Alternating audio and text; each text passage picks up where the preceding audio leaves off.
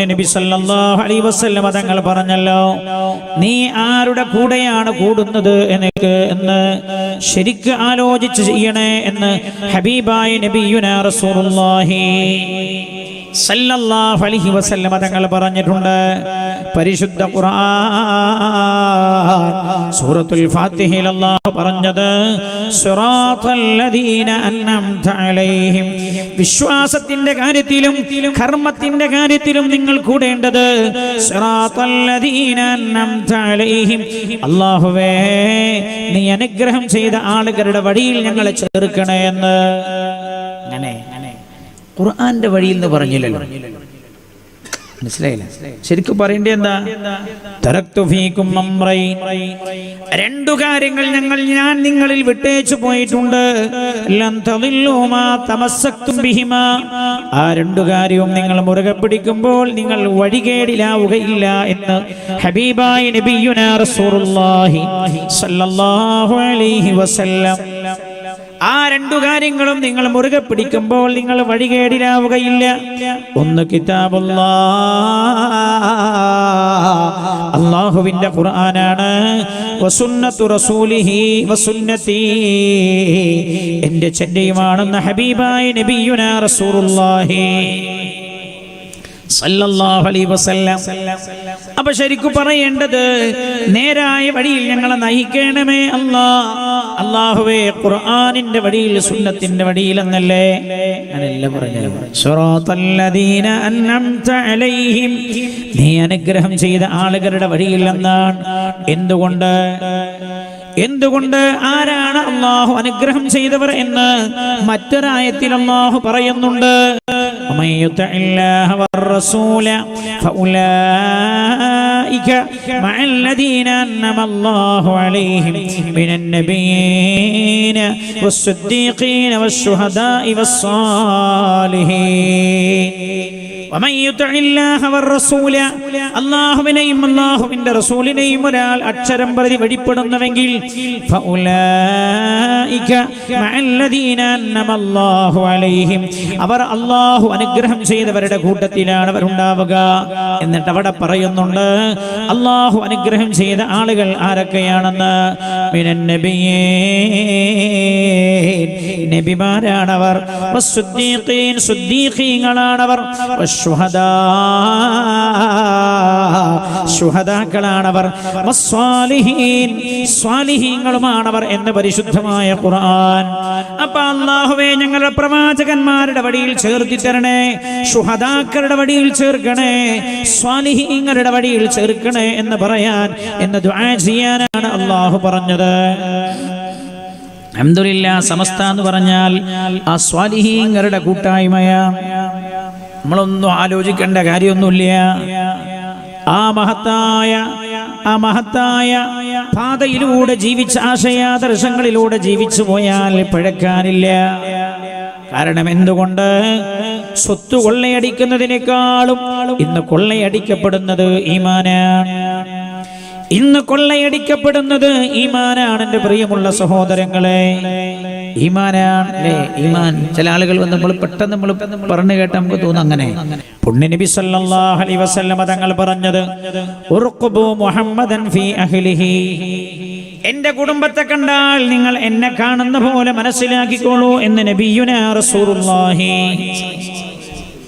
അതിന് ചില ആളുകൾ പറഞ്ഞു അങ്ങനെ ഒരു കുടുംബം ഒന്നും ജീവിച്ചിരിക്കില്ല എല്ലാ മേഖലയിലും. ചില ആളുകൾ അള്ളാഹു പടച്ചു വിട്ട തന്നെ ഒന്നുമില്ല എന്ന് പറയാണ്. പോലെ പണി മരിച്ചാൽ കേൾക്കൂല, ഖബറിന്റെ അടുത്ത് തെൽഖീൻ വേണ്ട, തറാവീഹ് 20 ഇല്ല, ഒക്കെ പോലെ ഇല്ല എന്നാ പറയാ. എല്ലാം അവർ പറയാറുള്ളത് ഇല്ല എന്നാണ്. ജുമയുടെ മുമ്പുള്ള ആദ്യത്തെ ബാങ്ക് ഇല്ല, ഒക്കെ ഇല്ല എന്നാണ് അവർ പറയാറുള്ളത്. മഹാന്മാരായ പുണ്യ നബി സല്ലല്ലാഹു അലൈഹി വസല്ലം തങ്ങളുടെ പേരക്കിടാങ്ങളുടെ പരമ്പര ഇല്ല, അങ്ങനൊരു മഹത്വൊന്നും ആർക്കില്ല. അവർ പറയുന്നത് തന്നെ പുണ്യ നബി സല്ലല്ലാഹു അലൈഹി വസല്ലം തങ്ങൾ പോലും കേവല പ്രവാചകൻ എന്നല്ലേ അവർ പറയുകയും പ്രചരിപ്പിക്കുകയും ചെയ്യാറുള്ളത്.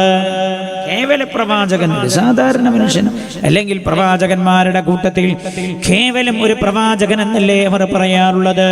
അപ്പൊ ഞാൻ പറഞ്ഞു വരുന്നത്, ഇങ്ങനെയൊക്കെ ഒരുപാട് വിഷയങ്ങൾ ഈ വിഷയമായി പറയാറുണ്ട്. പക്ഷേ ഒറ്റയടിക്കെല്ലാം പറഞ്ഞു തീർക്കാമതല്ല.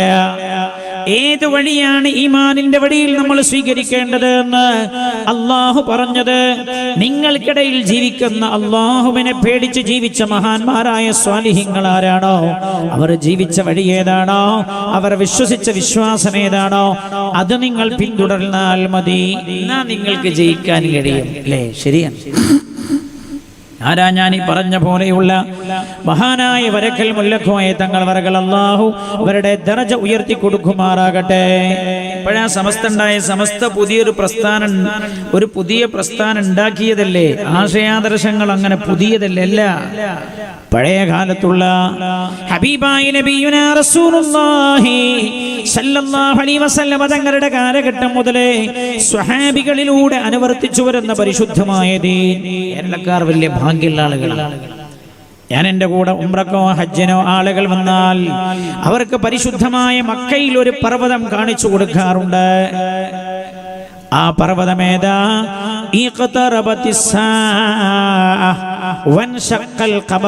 ഖിയാമത്ത് നാൾ അടുത്തിരിക്കുന്നു, ചന്ദ്രൻ പിളർന്നിരിക്കുന്നുവെന്ന് പരിശുദ്ധ ഖുർആൻ പറഞ്ഞ പുണ്യ നബി സല്ലല്ലാഹു അലൈഹി വസല്ലം തങ്ങളെ മുഅ്ജിസത്ത് തന്റെ നാട്ടുകാർക്ക് കാണിച്ചു കൊടുത്ത പർവ്വതമാണ് ആ പർവ്വതം.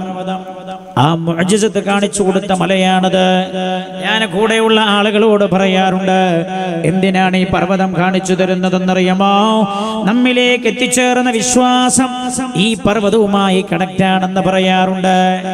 ഈ പർവ്വതവുമായി കണക്റ്റാൻ മക്കക്കാരായിരുന്ന ആളുകൾ റസൂലുള്ളാഹിനോട് പറഞ്ഞല്ലോ, മുഹമ്മദേ, നിന്നിൽ ഞങ്ങൾ വിശ്വസിക്കണോ, നീ ഒരു അത്ഭുതം കാണിച്ചു തരണമെന്ന് ഹബീബായ നബിയുനാ റസൂലുള്ളാഹി സല്ലല്ലാഹു അലൈഹി വസല്ലം തങ്ങളപ്പോൾ മക്കക്കാരോട് ചോദിച്ചു, ഞാൻ നിങ്ങൾക്ക് എന്ത് അത്ഭുതമാ കാണിച്ചു തരേണ്ടത്? അവരിങ്ങനെ അവരാലോചിച്ചതെന്താ?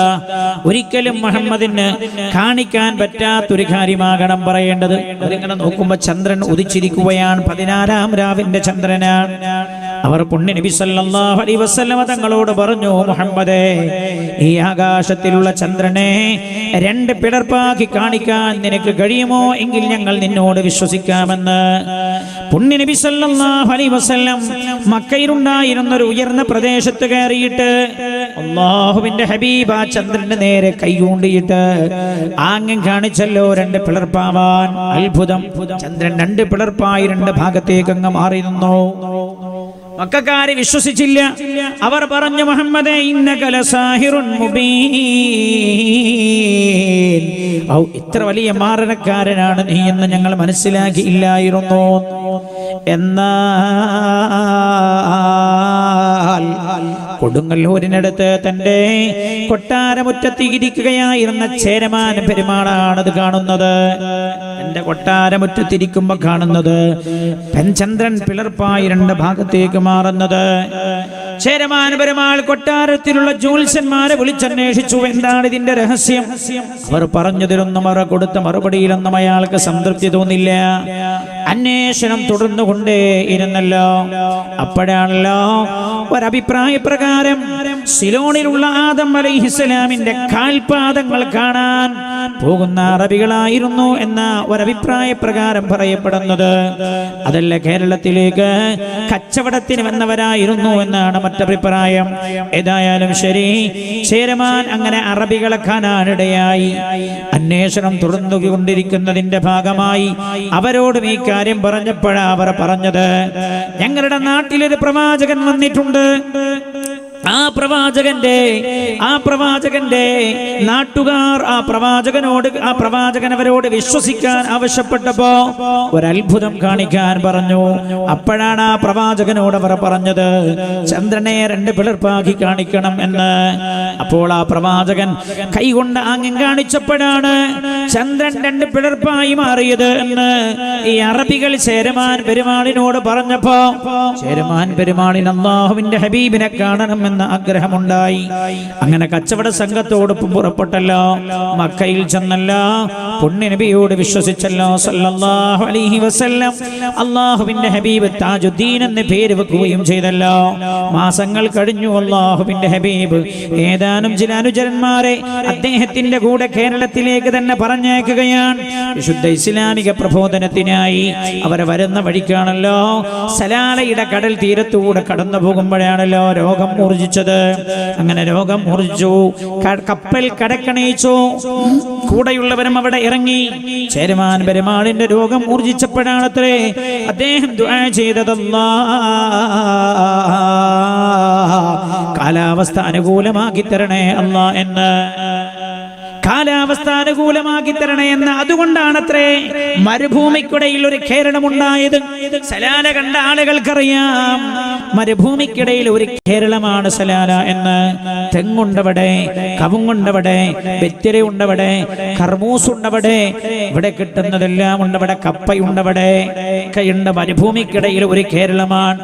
ഏതായാലും അദ്ദേഹം താൻ രോഗിയായി കിടക്കുമ്പോ കൂടെയുള്ള ആളുകളുടെ കയ്യിൽ എഴുത്തെഴുതി കൊടുത്തിട്ട് പറഞ്ഞു, എനിക്ക് എന്ത് സംഭവിച്ചാലും നിങ്ങൾ ഇവിടെ തിരിച്ചു പോകാൻ പാടില്ല. നിങ്ങൾ അല്ലാഹുവിന്റെ ഹബീബ് ഏൽപ്പിച്ച പോലെ എന്റെ നാട്ടിലേക്ക് ചെല്ലണം. ഈ കത്ത് എന്റെ ഭരണം എന്റെ അനന്തരവനായി ഭരണത്തിലിരിക്കുന്നവന്റെ കയ്യിൽ കൊടുത്താൽ നിങ്ങൾക്കെല്ലാ സഹായവും അവർ ചെയ്തു തരുമെന്ന്. അങ്ങനെ പെരുമാളിന്റെ താജുദ്ദീന്റെ മരണത്തിന് ശേഷം അവർ നേരെ പായക്കപ്പലിൽ പുറപ്പെട്ടു. കൊടുങ്ങല്ലൂരിൽ വന്ന് അവർ കപ്പലിറങ്ങി. കൊട്ടാരത്തിൽ ചെന്ന് രാജാവിന്റെ കത്ത് കൊടുത്തു. അനന്തരവൻ അവർക്കെല്ലാ സൗകര്യവും ചെയ്തു കൊടുത്തു. അങ്ങനെയാണ് ഇന്ത്യയിലെ ചരിത്രത്തിൽ തന്നെ ആദ്യത്തെ പള്ളി ഉണ്ടായത്. അത് ചേരമാൻ പെരുമാളിന്റെ പേരിലുള്ള പള്ളിയാണ്. കൊടുങ്ങല്ലൂരിലെ പള്ളിയാണ് ആദ്യത്തെ പള്ളി. ഇന്ത്യ ചരിത്രത്തിലെ ആദ്യത്തെ പള്ളിയാണ് എന്റെ സഹോദരങ്ങളെ. ആ പള്ളിയിൽ ഇന്ന് വരെ സ്വഹാബികളുടെ കാലം തൊട്ട് ഇന്ന് വരെ അറബിയല്ലാത്ത ഭാഷയിൽ ഖുത്ബോദിയ ചരിത്രമില്ല എന്റെ സഹോദര. സ്വഹാബികൾ നിർമ്മിച്ച ആദ്യത്തെ പള്ളിയിൽ ഇന്ന് വരെ ഒരു പെണ്ണും ജുമാ ജമാഅത്തിന് സ്ഥിരമായി പോയ അനുഭവങ്ങളില്ല എന്റെ സഹോദരങ്ങളെ. ആലോചിക്കണം നിങ്ങൾ. അങ്ങനെ പാരമ്പര്യത്തിലൂടെ കിട്ടിയ വിശ്വാസം 1920 വരെ 1900 വരെ 20-ാം നൂറ്റാണ്ട് വരെ കലർപ്പില്ലാതെ തുടർന്നു പോരുകയായിരുന്നു. അപ്പോഴാ ചില പുത്തനാശയങ്ങളുടെ കടന്നുകയറ്റമുണ്ടായത്. ആ സമയത്താണ് മഹാന്മാരായ പണ്ഡിതന്മാരെ വിളിച്ചൊരുത്തി മഹാനായ വരക്കൽ മുല്ലക്കോയ തങ്ങളവർകൾ സമസ്ത കേരള ജമിയത്തുൽ ഉലമ എന്ന മഹിതമായ പണ്ഡിത പ്രസ്ഥാനത്തിന്റെ രൂപകൽപ്പന ചെയ്യുന്നത്. എന്തിന്? ആരുടെ വിശ്വാസം സംരക്ഷിക്കാൻ, കർമ്മങ്ങൾ സംരക്ഷിക്കാൻ. സ്വഹാബികളിൽ നിന്ന് കിട്ടിയ പാരമ്പര്യം, വിശ്വാസത്തിലെ പാരമ്പര്യം, കർമ്മത്തിലെ പാരമ്പര്യം അത് അറ്റുപോകാതെ ഖിയാമത്ത് നാൾ വരെ നിലനിർത്താൻ അവരാൽ രൂപീകരിക്കപ്പെട്ട സംഘമാണ് എന്റെ സഹോദരങ്ങളെ. ഇത് ഒരുപാട് ആലിമീങ്ങൾ അതിന് നേതൃത്വം കൊടുത്തിട്ടുണ്ട്. അൽഹംദുലില്ലാഹ്. അല്ലേ, സുന്നികളുടെ വിശ്വാസം ശരിയായില്ല എന്ന് പറഞ്ഞു വന്ന ആളുകൾക്ക് ഇപ്പോഴും എന്താ യഥാർത്ഥ വിശ്വാസം എന്ന് പിടുത്തം കിട്ടിയിട്ടില്ല. അതുകൊണ്ട് ആ വിശ്വാസത്തിന്റെ പേരിൽ അവർ 5ഉം 6ഉം 7ഉം 8ഉം വിഭാഗമായി വേർപിരിഞ്ഞു. വിശ്വാസത്തിന്റെ പേരിൽ 8 വിഭാഗം ആളുകൾ. ചില ആളുകൾ പറഞ്ഞു ജിന്നുണ്ട്, ചിലർ പറഞ്ഞു ജിന്നില്ല. ചിലർ പറഞ്ഞു ജിന്നുകൾക്ക് മനുഷ്യനെ സഹായിക്കാൻ കഴിയും, ചിലർ പറഞ്ഞു സഹായിക്കാൻ കഴിയില്ല. ജിന്നുകൾക്ക് സഹായിക്കാൻ കഴിയുമെന്ന് പറഞ്ഞാൽ മറഞ്ഞ വഴിയിലൂടെ സഹായം ചെയ്യലാവൂലേ? അത് നമ്മുടെ തൗഹീദിനെ എതിരല്ലേ? അപ്പോൾ ഓൽക്കെന്ന തൗഹീദ് എന്താന്ന് പിടുത്തം കിട്ടിയിട്ടില്ല. അൽഹംദുലില്ലാഹ്. വിശ്വാസത്തിൽ ഗവേഷണം ചെയ്യേണ്ട ആവശ്യം നമുക്ക് വന്നില്ല. എന്തുകൊണ്ട് ചിന്തിക്കണം നിങ്ങൾ? സ്വഹാബികൾ പഠിപ്പിച്ച വിശ്വാസം മാറ്റമില്ലാതെ പിന്തുടർന്നത് കൊണ്ടാണ് നമുക്ക് തൗഹീദിൽ ഗവേഷണം ആവശ്യമില്ലാതെ വന്നത്. അതുകൊണ്ടാ പഠിച്ചു പോകാതിരുന്നത്. അല്ലാഹു ഈമാൻ സലാമത്താക്കി തരട്ടെ. കർമ്മ എത്ര ഉണ്ടായില്ല. ചില മനുഷ്യന്മാർ പറയില്ല, ഓ അയാളെ താടി ഒന്ന് നോക്ക്, അയാളുടെ നിസ്കാരത്തെമ്പൊന്ന് നോക്ക്, അയാൾ സുബഹിയുടെ 1 മണിക്കൂർ മുമ്പേ പള്ളിയിലെത്തുന്ന ആളാ. എന്നാൽ ഒരാളുടെ വിശ്വാസം ശരിയല്ലാതെ അയാൾ കർമ്മം എത്ര ചെയ്തിട്ടും കാര്യമില്ല എന്ന് പരിശുദ്ധമായ ഖുർആൻ തന്നെയാ പറഞ്ഞത്. അതുകൊണ്ടാ സൂറത്തുൽ ബഖറയുടെ ആരംഭം എങ്ങനെയാണ്?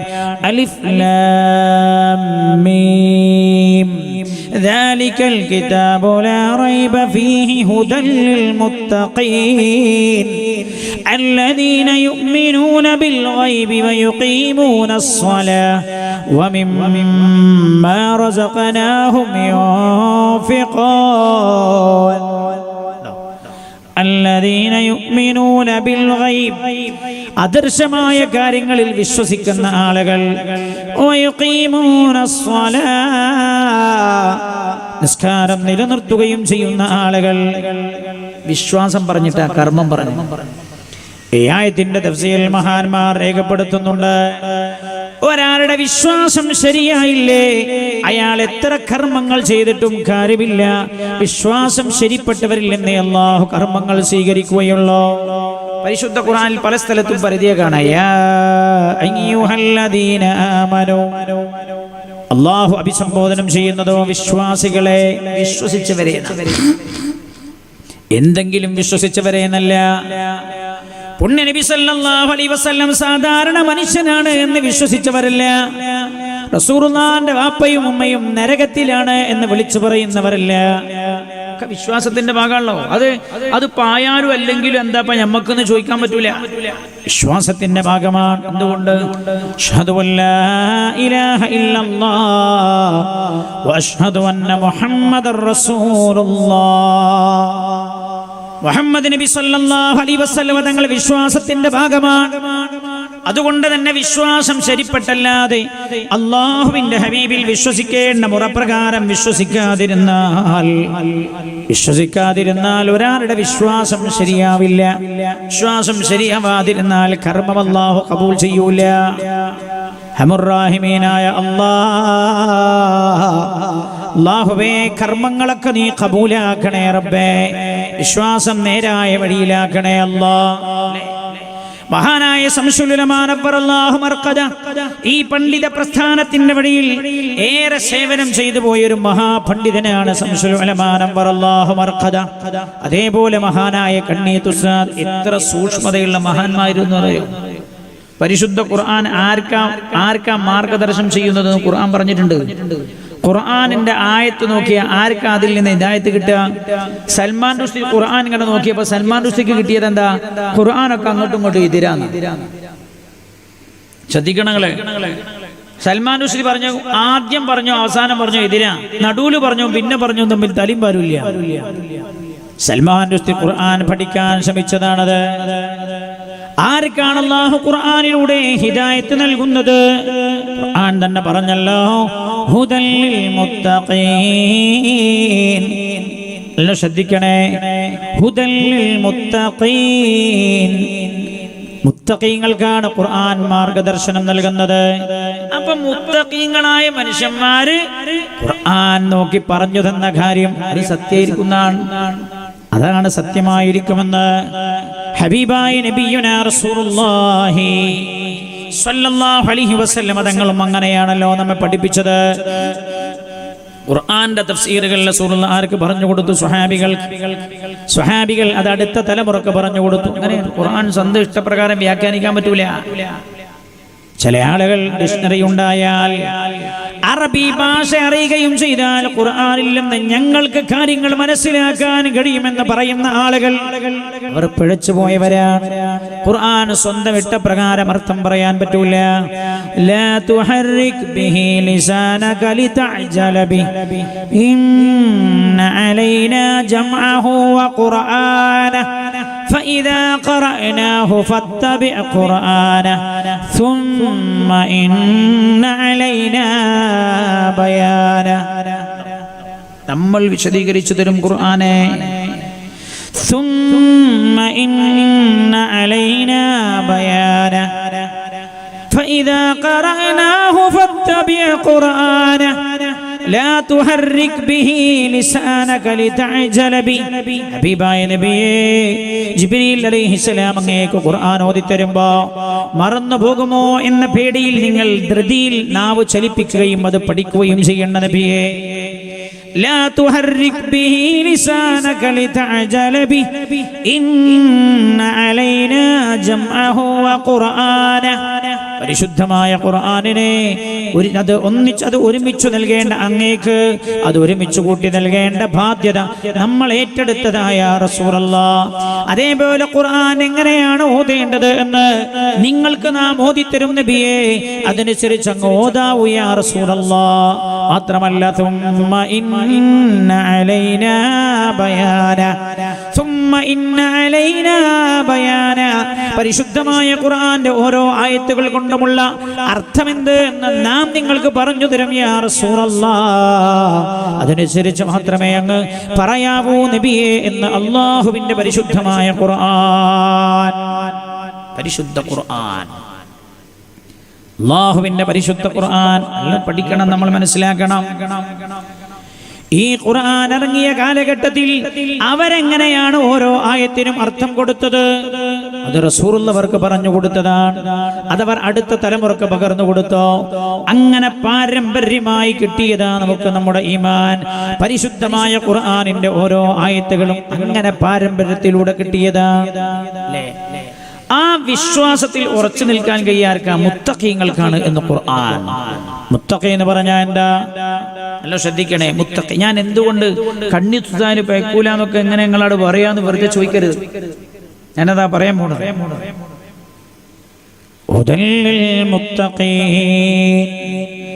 മുത്തഖീങ്ങൾക്കാണ് അല്ലാഹു മാർഗദർശനം നൽകുന്നത്. ആരാ മുത്തഖി? മുത്തഖി എന്ന് പറഞ്ഞാൽ, തഖ്വ എന്ന് പറഞ്ഞാൽ അതിന്റെ അർത്ഥം എന്താ? ഒന്ന്, ഇംതിസാലു അവാമിരില്ലാഹി തആല വജ്തിനാബു നവാഹി.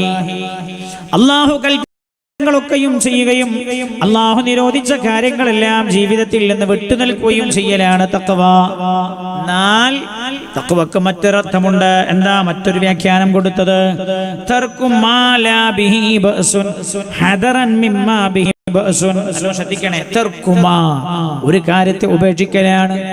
മാ ബിഹി ബഅസുൻ, ആ കാര്യം ചെയ്തതുകൊണ്ട് യാതൊരു വിരോധവുമില്ല, അങ്ങനെയുള്ള ഒരു കാര്യം ഉപേക്ഷിക്കുക. ഹദറൻ മിമ്മാ ബിഹി ബഅസുൻ, അത് ചെയ്യുന്നത് കാരണം ഞാനൊരു ഹറാമിൽ ചെന്ന് വീഴുമോ എന്ന് പേടിച്ചുകൊണ്ട്.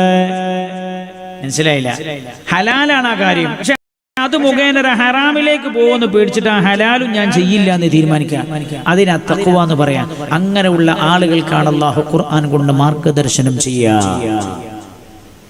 ഖുർആൻ തന്നെ പറഞ്ഞല്ലോ, യഹ്ദി ബിഹി കതീറ യുളില്ലു ബിഹി കതീറ വയഹ്ദി ബിഹി കതീറ യുളില്ലു ബിഹി കതീറ. ഈ ഖുർആൻ കൊണ്ട് തന്നെ നമ്മൾ ഒരുപാട് ആളുകളെ വഴിപിഴപ്പിക്കുന്നതാണ്. ശ്രദ്ധിക്കണേ. അപ്പൊ നമ്മളെ കൂട്ടത്തിലെ ചില ആൾക്കാർ പറയും, ഓല് ഊതുന്ന ഖുർആനല്ലേ നയിക്കുന്നത്. ചില കേസറ്റൊക്കെ കേട്ടിട്ട് പറയൂ, അയാൾ എന്തൊരു ആയത്തോതിയിട്ട് എന്തൊരു അർത്ഥാണാ പറഞ്ഞ്, അത് പറയാനേ പാടില്ല എന്ന് ഖുർആൻ. യുളില്ലു ബിഹി കതീറ. ഈ ഖുർആൻ കൊണ്ട് നമ്മൾ ഒരുപാട് ആളുകളെ വഴിപിഴപ്പിക്കും. വയഹ്ദി ബിഹി കസീറ. ഖുർആൻ കൊണ്ട് തന്നെ ഒരുപാട് ആളുകൾക്ക് നമ്മൾ മാർഗദർശനം ചെയ്യുകയും ചെയ്യും. ഈ ശ്രദ്ധിക്കണേ. വമാ യുളില്ലു ബിഹി ഇല്ലൽ ഫാസിഖീൻ. ഈ ഖുർആൻ കൊണ്ട് നമ്മൾ മാർഗദർശനം നൽകുന്നത്, ഖുർആൻ കൊണ്ട് നമ്മൾ പഠിപ്പിക്കുന്നത് ഫാസിഖീൻ, ഫിസ്ഖ് ചെയ്യുന്ന ആളുകളെയാണ്. ഫിസ്ഖ് ചെയ്യുന്ന, ദോഷം ചെയ്യുന്ന, സൂക്ഷ്മതയില്ലാത്ത ആളുകൾ ഖുർആൻ കൊണ്ട് പഠിച്ചു പോകും എന്ന് അല്ലാഹുവിന്റെ പരിശുദ്ധമായ ഖുർആൻ തന്നെ പറയുകയാണ്. അപ്പൊ ഇന്നത്തെ മനുഷ്യന്മാര് ഖുർആനും ഹദീസും വെച്ചിട്ട് ഇജ്തിഹാദ് നടത്തി അങ്ങനെ ഉണ്ടാവും, കഴിച്ചു പോകുന്നു. അൽഹംദുലില്ലാഹ്, തൗഹീദിന്റെ വിഷയത്തിൽ ഇന്ന് വരെ അഹ്ലുസുന്നത്ത് വൽ ജമാഅത്തിന് മാറ്റി പറയേണ്ടി വരാതിരുന്നത് പാരമ്പര്യത്തിലൂടെ പുണ്യ നബി സല്ലല്ലാഹു അലൈഹി വസല്ലമ തങ്ങളിലൂടെ, സ്വഹാബികളിലൂടെ നമുക്ക് കൈവന്ന ആ ഈമാനിൽ അടിയുറച്ച് നമ്മൾ നിന്നതുകൊണ്ടാണ്. ചില തഫ്സീറുകളുണ്ട് മലയാളത്തിൽ, അല്ലേ? ജിന്ന് എന്താ അവര് വ്യാഖ്യാനം കൊടുത്താരോ? ജന്ന മറഞ്ഞു, ജിന്ന് മറഞ്ഞിക്കുന്ന ആളുകൾ. അപ്പൊ ജിന്ന് എന്ന് പറഞ്ഞാൽ മനുഷ്യരുടെ കൂട്ടത്തിൽ തന്നെ പ്രത്യേക ഒരു വിഭാഗമാണ്. അവർ മനുഷ്യന്മാരെ, സാധാരണ മനുഷ്യന്മാരെ കാണുമ്പോൾ കാട്ടിലേക്ക് ഓടുന്ന ആദിവാസികളാണ് ജിന്ന്. ആലോചിക്കുകയാണ്. ഈ രീതിയിൽ പരിശുദ്ധമായ ഖുർആൻ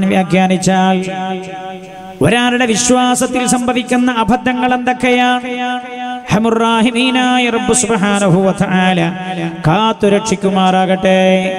ചില ആളുകൾ പറയാറുള്ളത് സുന്നികൾക്കാണ് പിഴച്ചുപോയത് എന്ന്. എന്താ അവർ അങ്ങനെ പറയാൻ കാരണം? അവർ പറയുന്നത് മരിച്ചാലും ആളുകൾക്ക് സഹായിക്കാൻ കഴിയുമെന്ന് വിശ്വസിക്കുന്നവരാണവർ. നമ്മളെ വിശ്വാസത്തിന്റെ അടിസ്ഥാനം എന്താ അറിയൂ? മരിച്ചാലും ജീവിച്ചാലും ഒന്നും ഒരാൾക്കും ഒരാളെ സഹായിക്കാൻ കഴിയില്ല. ഇല്ല ഇതിനില്ല, അള്ളാന്റെ ഇതിനുണ്ടെങ്കിലല്ലാതെ. നമ്മളെ വിശ്വാസം നിങ്ങൾ ആലോചിക്കണം. ഏതാ പക്കാ വിശ്വാസം? നിങ്ങൾ ആലോചിക്കണം.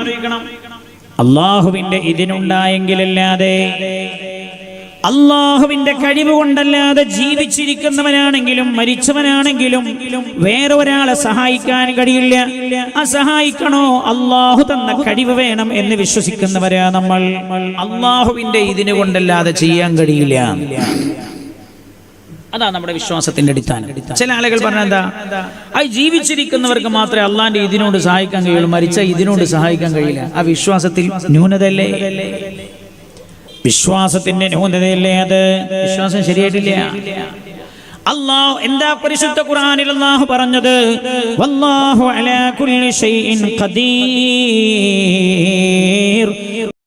എല്ലാറ്റിനും കഴിവുള്ളവനാണ് അല്ലാഹു, എല്ലാറ്റിനും കഴിവുള്ളവനാണ്. അപ്പോൾ ചോദിക്കുന്ന ചോദ്യമുണ്ട്, ആരുമില്ലാതെ അല്ലാഹുക്കാട് സഹായിക്കാൻ കഴിയൂലേ? കഴിയും.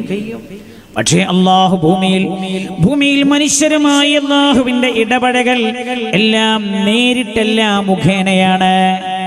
മരിപ്പിക്കുന്ന ആരാ നമ്മളെ മരിപ്പിക്കാറുള്ളത്? ഒരാൾ മരിക്കാണെ മരിപ്പിക്കലാരാ? ഉണ്ടില്ല. നിങ്ങളെന്താ ഉണ്ടാത്ത? എന്നോട് എന്താ തെറ്റുണ്ടോ? കൂടുതലൊന്നും പറയില്ല. തങ്ങൾ പാപ്പ വരുന്നേ പറയുള്ളൂ. തങ്ങൾ പാപ്പ എപ്പോഴാണ് വരുന്നേ? സ്റ്റോപ്പ്. അതുവരെ നമ്മൾ ഈ വിശ്വാസം പറഞ്ഞോളൂ. ആരാ നമ്മളെ മരിപ്പിക്കുക? ഉണ്ടില്ലല്ലോ. അപ്പൊ നിങ്ങൾക്ക് തന്നെ വിശ്വാസത്തിൽ പ്രശ്നമായോ? ആരെയാ നമ്മളെ മരിപ്പിക്കുന്നത്?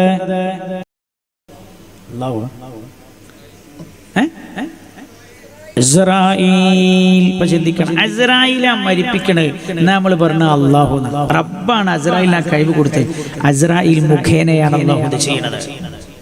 മുഖേന എന്നല്ലാതെ ഭൂമിയിൽ അള്ളാഹു ആരോടെങ്കിലും നേരിട്ട് ഇടപെടുക സ്വഭാവം അള്ളാഹുവിനില്ല. നിങ്ങൾ ആലോചിച്ച് നോക്ക്. ഇതിനാ 1,24,000 പ്രവാചകന്മാർ അള്ളാഹു അയക്കണോ? പഠിച്ചോനെ നേരിട്ട് ഇങ്ങോട്ട് ഇറങ്ങി വന്നിട്ട് ഞാനാണ് അള്ളാഹ്, നിങ്ങൾ വിശ്വസിക്കണം എന്ന് പറഞ്ഞാൽ പോരെ? അള്ളാഹുവിലുള്ള തൗഹീദ് പോലും അള്ളാഹു മുഖേനയാണ് നമുക്ക് എത്തിച്ചു തന്നത്. പ്രവാചകന്മാർ മുഖേനയാണ്. അള്ളാഹുവിന്റെ സ്വഭാവം അതാണ്. മഴ പെയ്യിപ്പിക്കുന്നത് ആരാ? ഉണ്ടല്ല, മീകാഈൽ അലൈഹിസ്സലാമാണ്. മഴ പെയ്യിപ്പിക്കുന്നത് മീകാഈല. ഖിയാമത്ത് നാളിൽ സൂറെന്ന കാഹളത്തിൽ ഊതുന്നത് ഇസ്രാഫീൽ അലൈഹിസ്സലാമാ. എന്താ അള്ളാഹു ഊതാൻ കഴിയാത്തത്? അള്ളാഹുവിന്റെ പ്രവർത്തനത്തിന്റെ സ്വഭാവം അങ്ങനെയാണ്. അള്ളാഹുവിന്റെ ഞാൻ നിങ്ങളൊക്കെ ജീവിക്കണതല്ലേ, ഭക്ഷണം കഴിക്കാതെ നമ്മളെ ജീവിപ്പിക്കാൻ അള്ളാഹു കഴിയൂലേ? ഓ, ഒരാൾ ഭക്ഷണം കഴിക്കാതിരുന്ന് നോക്കണി, 2 ദിവസം ഭക്ഷണം അല്ലാഹു അലാ കുല്ലി ഷൈഇൻ ഖദീർ. അള്ളാഹു എല്ലാറ്റിനും കഴിവുള്ള ആളാന്നല്ലേ അള്ളാഹു ഖുർആനിൽ പറഞ്ഞത്. പരിഭാഷ നോക്കി അങ്ങനെയൊക്കെ കാണാം. നിങ്ങൾ തീരുമാനിക്കുക, ഇന്ന ഭക്ഷണം കഴിപ്പിക്കാതെ ജീവിക്കാൻ അള്ളാഹു കഴിയല്ലോ. ഒരാൾ പട്ടിണി കിടന്നു നോക്കൂ. ശാസ്ത്രം പറയുന്നത് 66 ദിവസമൊക്കെ ജീവിക്കാൻ കഴിയുള്ളൂ. 60ാമത്തെ ദിവസം മരിച്ചു പോയിട്ടുണ്ടാവും. വെള്ളം കുടിക്കാതിരുന്നാൽ 6 ദിവസമേ ഒരാൾക്ക് ജീവിക്കാതിരിക്കാൻ കഴിയൂ. 7ാം ദിവസം അയാൾ മരിച്ചു പോകുമെന്ന്. വെള്ളം കുടിച്ചില്ലെങ്കിൽ അള്ളാഹു എല്ലാത്തിനും കഴിയില്ലല്ലേ? അള്ളാഹു നമ്മുടെ ജീവിതം നിലനിർത്താൻ ഭൂമിയിൽ ഉപയോഗിച്ച രീതി ഭക്ഷണം, അതേപോലെ വെള്ളം. അതാണ് അതിന്റെ അർത്ഥം. അള്ളാഹു ഭക്ഷണം മുഖേനയല്ലേ നമ്മളെ ജീവിപ്പിക്കുന്നത്. അള്ളാഹല്ലാതെ ജീവിപ്പിക്കാൻ കഴിയൂല എന്നാണോ? എന്ത് വിശ്വാസമായി പഠിപ്പിക്കുന്നത് ഉമ്മത്തിനെ? എന്ത് വികൃതമാണ് ഈ വിശ്വാസം? ആലോചിക്ക. സുന്നത്ത് ജമാഅത്തിന്റെ വിശ്വാസം എത്ര പക്കയാണ്. ആരാരെ സഹായിച്ചാലും ഇല്ലാ ബിഇദ്നില്ലാഹ്, ആ സഹായത്തിന്റെ എല്ലാം അടിത്തറ അല്ലാഹുവിൽ നിന്നാണ് എന്നാ നമ്മുടെ വിശ്വാസം. ആ വിശ്വാസം ഉണ്ടെങ്കിൽ മരിച്ചോൻ സഹായിച്ചു, എന്താ പ്രശ്നം? ഒരു പ്രശ്നമില്ല. അത് അല്ലാഹുവിന്റെ ബിഇദ്നില്ലാഹ്, റബ്ബിന്റെ സമ്മതപ്രകാരമാണത്. അങ്ങനെ പിന്നെ ചോദിക്കൽ, അങ്ങനെ സഹായിച്ചതിന് വലിയ തെളിവുണ്ടെന്നോ? മഹാനായ നബിയുനാ മുഹമ്മദ് മുസ്തഫ സല്ലല്ലാഹു അലൈഹി വസല്ലം തങ്ങൾ പറഞ്ഞല്ലോ, മിഅ്റാജിന്റെ രാത്രിയിലെ സംഭവങ്ങൾ റസൂലുള്ളാഹി ഉദ്ധരിച്ചുകൊണ്ട് പറഞ്ഞല്ലോ. സമയമേറെ ഇല്ലാത്തത് കൊണ്ട് ഓരോന്നോരോന്നും പറയാത്തത്. പുണ്യനബി സല്ലല്ലാഹു അലൈഹി വസല്ലം തങ്ങൾ പറഞ്ഞല്ലോ, അങ്ങനെ ഞാൻ അല്ലാഹുവിനെ കണ്ട് തിരിച്ചു വരികയാണ്. അല്ലാഹുവിന്റെ ഉമ്മത്തിന് സമ്മാനമായി 50 വക്ത് നമസ്കാരമാണ് അല്ലാഹു നൽകിയത്. അതുമായി ഞാൻ തിരിച്ചു വരുമ്പോഴാ കലീമുല്ലാഹി മൂസ അലൈഹിസ്സലാം എന്നെ കാണുന്നത്. മൂസാ നബി എന്നോട് ചോദിച്ചോ, അല്ലാഹു നിങ്ങൾക്ക് വല്ല സമ്മാനവും തന്നിട്ടുണ്ടോ എന്ന്. ഞാൻ പറഞ്ഞു, എന്റെ ഉമ്മത്തിന് നിസ്കാരം സമ്മാനമായി തന്നിട്ടുണ്ട്. എത്ര വക്താണ്? 50 വക്ത്. മൂസാ അലൈഹിസ്സലാം, നബിയെ, അങ്ങയുടെ ഉമ്മത്തിന് ഇത് ചെയ്യാൻ കഴിയില്ല. കാരണം എന്റെ ഉമ്മത്തിന് 2 വക്ത് നമസ്കാരം അല്ലാഹു നിർബന്ധമാക്കിയിട്ട് അതുപോലും ചെയ്യാൻ അവർക്ക് കഴിഞ്ഞില്ല. പോയി ചുരുക്കി തരാൻ പറയണേ. അപ്പൊ റസൂലുള്ളാഹിന്റെ എത്രയോ മുമ്പ് മരിച്ചുപോയ മൂസാ നബി അലൈഹിസ്സലാം റസൂലുള്ളാഹിനോട് പറയാ, നബി, ഇത് കയ്യൂരിട്ട് അങ്ങയുടെ ഉമ്മത്തിന് പോയി തിരിച്ചിട്ട് ചുരുക്കി തരാൻ പറയാൻ. റസൂലുള്ളാഹി മലപ്പുറം ജില്ലയിലെ പല ഭാഗങ്ങളിലുമുള്ള മമ്പാട്, അതേപോലെ ആ ഭാഗങ്ങളിലേക്കുള്ള ചില ആളുകൾ, നിലമ്പൂർ ഭാഗങ്ങളിലേക്കുള്ള ചില ഉൾപ്രദേശങ്ങളിലുള്ള ആളുകൾ, അവർക്ക് വിശ്വാസ വൈജാത്യം സംഭവിച്ചുവെന്ന വിവരമറിഞ്ഞല്ലോ.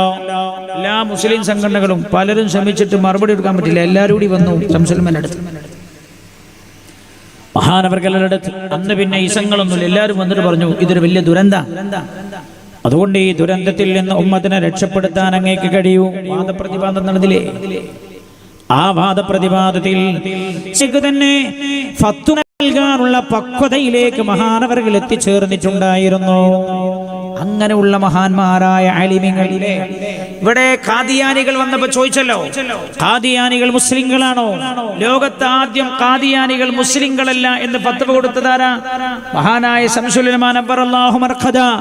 മഹാനവറുകൾ അടക്കമുള്ള പണ്ഡിത സഭ, സമസ്ത കേരള ജമിയത്തുൽ ഉലമ കേസ് കൊടുത്തപ്പോൾ ഞങ്ങളെ മുസ്ലിങ്ങളായി ഇവർ പരിഗണിക്കുന്നില്ല. കേസ് വാദിക്കാൻ ശംസുൽ ഉലമാ തന്നെ ചെന്നല്ലോ. കോടതി ചോദിച്ചു, അശ്ഹദു അല്ലാ ഇലാഹ ഇല്ലല്ലാഹ് വഅശ്ഹദു അന്ന മുഹമ്മദർ റസൂലുള്ളാഹ് എന്ന് പറഞ്ഞാൽ മുസ്ലിം ആവൂലേന്ന് ചോദിച്ചു. മഹാനവറുകൾ പറഞ്ഞു, ബഹുമാനപ്പെട്ട ജഡ്ജി, ഒന്നുകൂടെ ആവർത്തിക്കുമോ എന്ന് ചോദിച്ചു. പറഞ്ഞു, അശ്ഹദു അല്ലാ ഇലാഹ ഇല്ലല്ലാഹ് വഅശ്ഹദു അന്ന മുഹമ്മദർ റസൂലുള്ളാഹ് എന്ന് ഒരാൾ പറഞ്ഞാൽ അയാൾ മുസ്ലിം ആവൂലേന്ന് ചോദിച്ചു. മഹാനവറുകൾ ഒന്നുകൂടെ പറഞ്ഞു, ബഹുമാനപ്പെട്ട ജഡ്ജി, ഒന്നുകൂടെ ആവർത്തിക്കുമോ എന്ന് ചോദിച്ചു. 3-ാം തവണയും ചോദിച്ചു, അശ്ഹദു അല്ലാ ഇലാഹ ഇല്ലല്ലാഹ് വഅശ്ഹദു അന്ന മുഹമ്മദർ റസൂലുള്ളാഹ് എന്ന് പറഞ്ഞ ആൾ മുസ്ലിം ആവൂലേ? ഉടനെ മഹാനവറുകൾ ചോദിച്ചു, സർ, നിങ്ങളിപ്പോൾ 3 തവണ പറഞ്ഞില്ലേ, നിങ്ങൾ മുസ്ലിമാണോ? സർ, നിങ്ങളിപ്പോൾ 3 തവണ പറഞ്ഞില്ലേ, നിങ്ങൾ മുസ്ലിമാണോ? അപ്പൊ ആ ബുദ്ധിയൊക്കെ അള്ളാഹു അപ്പപ്പ നൽകുന്നതാണ്. ഇതിനാണ് ഹിക്മത്ത് എന്ന് പറയുക. അപ്പപ്പോൾ അള്ളാഹു നൽകുന്നതാണ് ആ ഹിക്മത്തുകൾ. അത് അള്ളാഹു നൽകുന്നതാർക്കാ? അള്ളാഹുവിന്റെ സ്വന്തക്കാരായ ആലിമീങ്ങൾക്ക് അള്ളാഹു നൽകുന്നതാണ്. ഹുദൽ ലിൽ മുത്തഖീൻ, മുത്തഖീങ്ങൾക്കാണ് മാർഗദർശനം.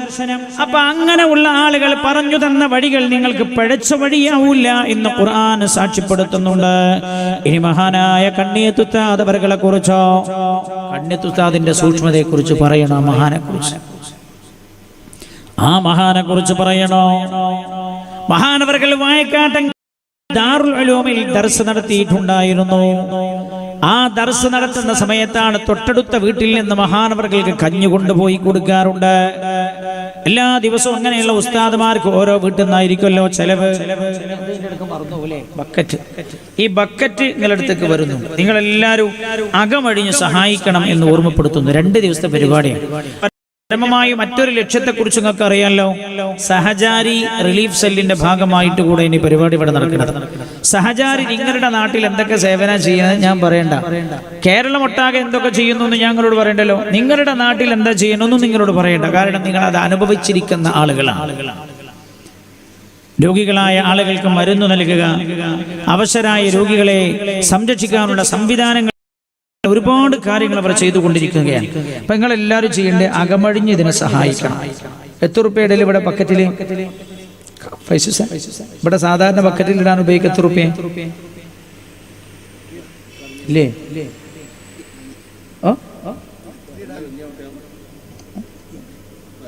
സാധാരണ ഇങ്ങനെ ബക്കറ്റൊക്കെ വന്നാൽ എന്താ ഇടല്? 10 റുപ്യ, 100 റുപ്യ, എന്നൊക്കെ പറയുള്ളൂ. ഈ ബക്കറ്റ് പറഞ്ഞാൽ ശരിക്കേ പുണ്യ നബി സല്ലല്ലാഹു അലൈഹി വസല്ലം തങ്ങൾ പറഞ്ഞിട്ടുണ്ട്, ഒരാൾ സ്വതക്ക ചെയ്താൽ വഖഅത്ത് ഫീ യദില്ല, ആ സ്വതക്ക അള്ളാന്റെ കയ്യിലാണ് വീണത്. വഖഅത്ത് ഫീ യദില്ല, ഒരാൾ സ്വതക്ക ചെയ്യുമ്പോൾ അള്ളാഹുവിന്റെ കയ്യിലാണത് വീഴുന്നത്.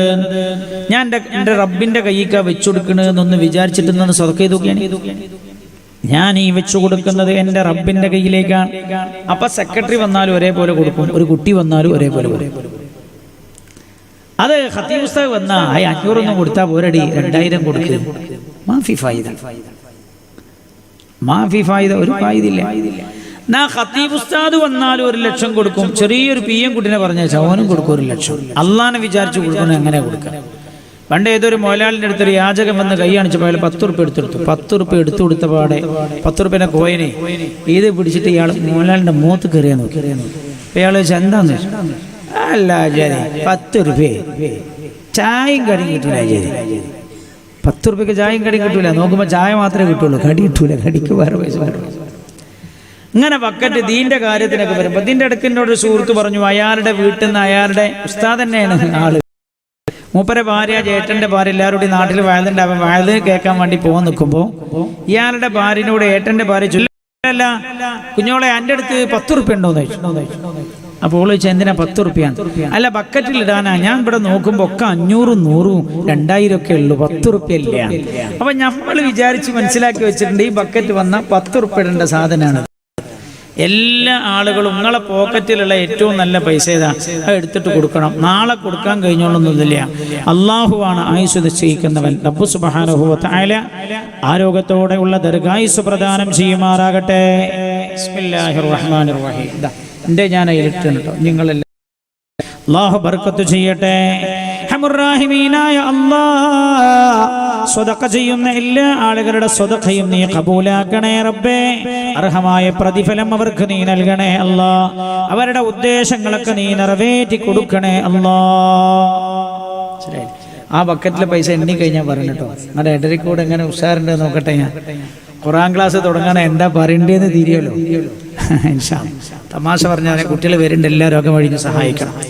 റഹ്മുർറഹീമീനായ റബ്ബ് സുബ്ഹാനഹു വ തആല നമ്മൾ ചെയ്യുന്ന സ്വതക്കകൾ മഹാരോഗങ്ങൾക്ക് അല്ലാഹു കാവലാക്കി തരട്ടെ. അല്ലാഹുവേ നീ കാവലാക്കി തരണേ അല്ലാഹ്. മഹാനായ കണ്ണിയത്തുത്താദിന് എല്ലാ ദിവസവും കഞ്ഞി കൊണ്ടുപോയി കൊടുക്കാറുണ്ട് തൊട്ടടുത്ത വീട്ടിൽ നിന്ന്. ആ വീട്ടുനാഥൻ മരണപ്പെട്ട അന്ന് ഉസ്താദ് കമ്മറ്റിക്കാരെ വിളിച്ചിട്ട് പറഞ്ഞു, ഇനി നാളെ മുതൽ ആ വീട്ടിൽ നിന്ന് കഞ്ഞി വേണ്ട എന്ന് പറഞ്ഞേക്കണേ. കമ്മിറ്റിയുടെ ബന്ധപ്പെട്ട ആളുകൾ ആ വീട്ടിൽ പറഞ്ഞു, ഉസ്താദ് നാളെ മുതൽ ഇവിടെ വേണ്ടെന്ന് പറഞ്ഞിട്ടുണ്ട്. അത് വീട്ടുകാർക്ക് വല്ലാത്ത ടെൻഷനായി.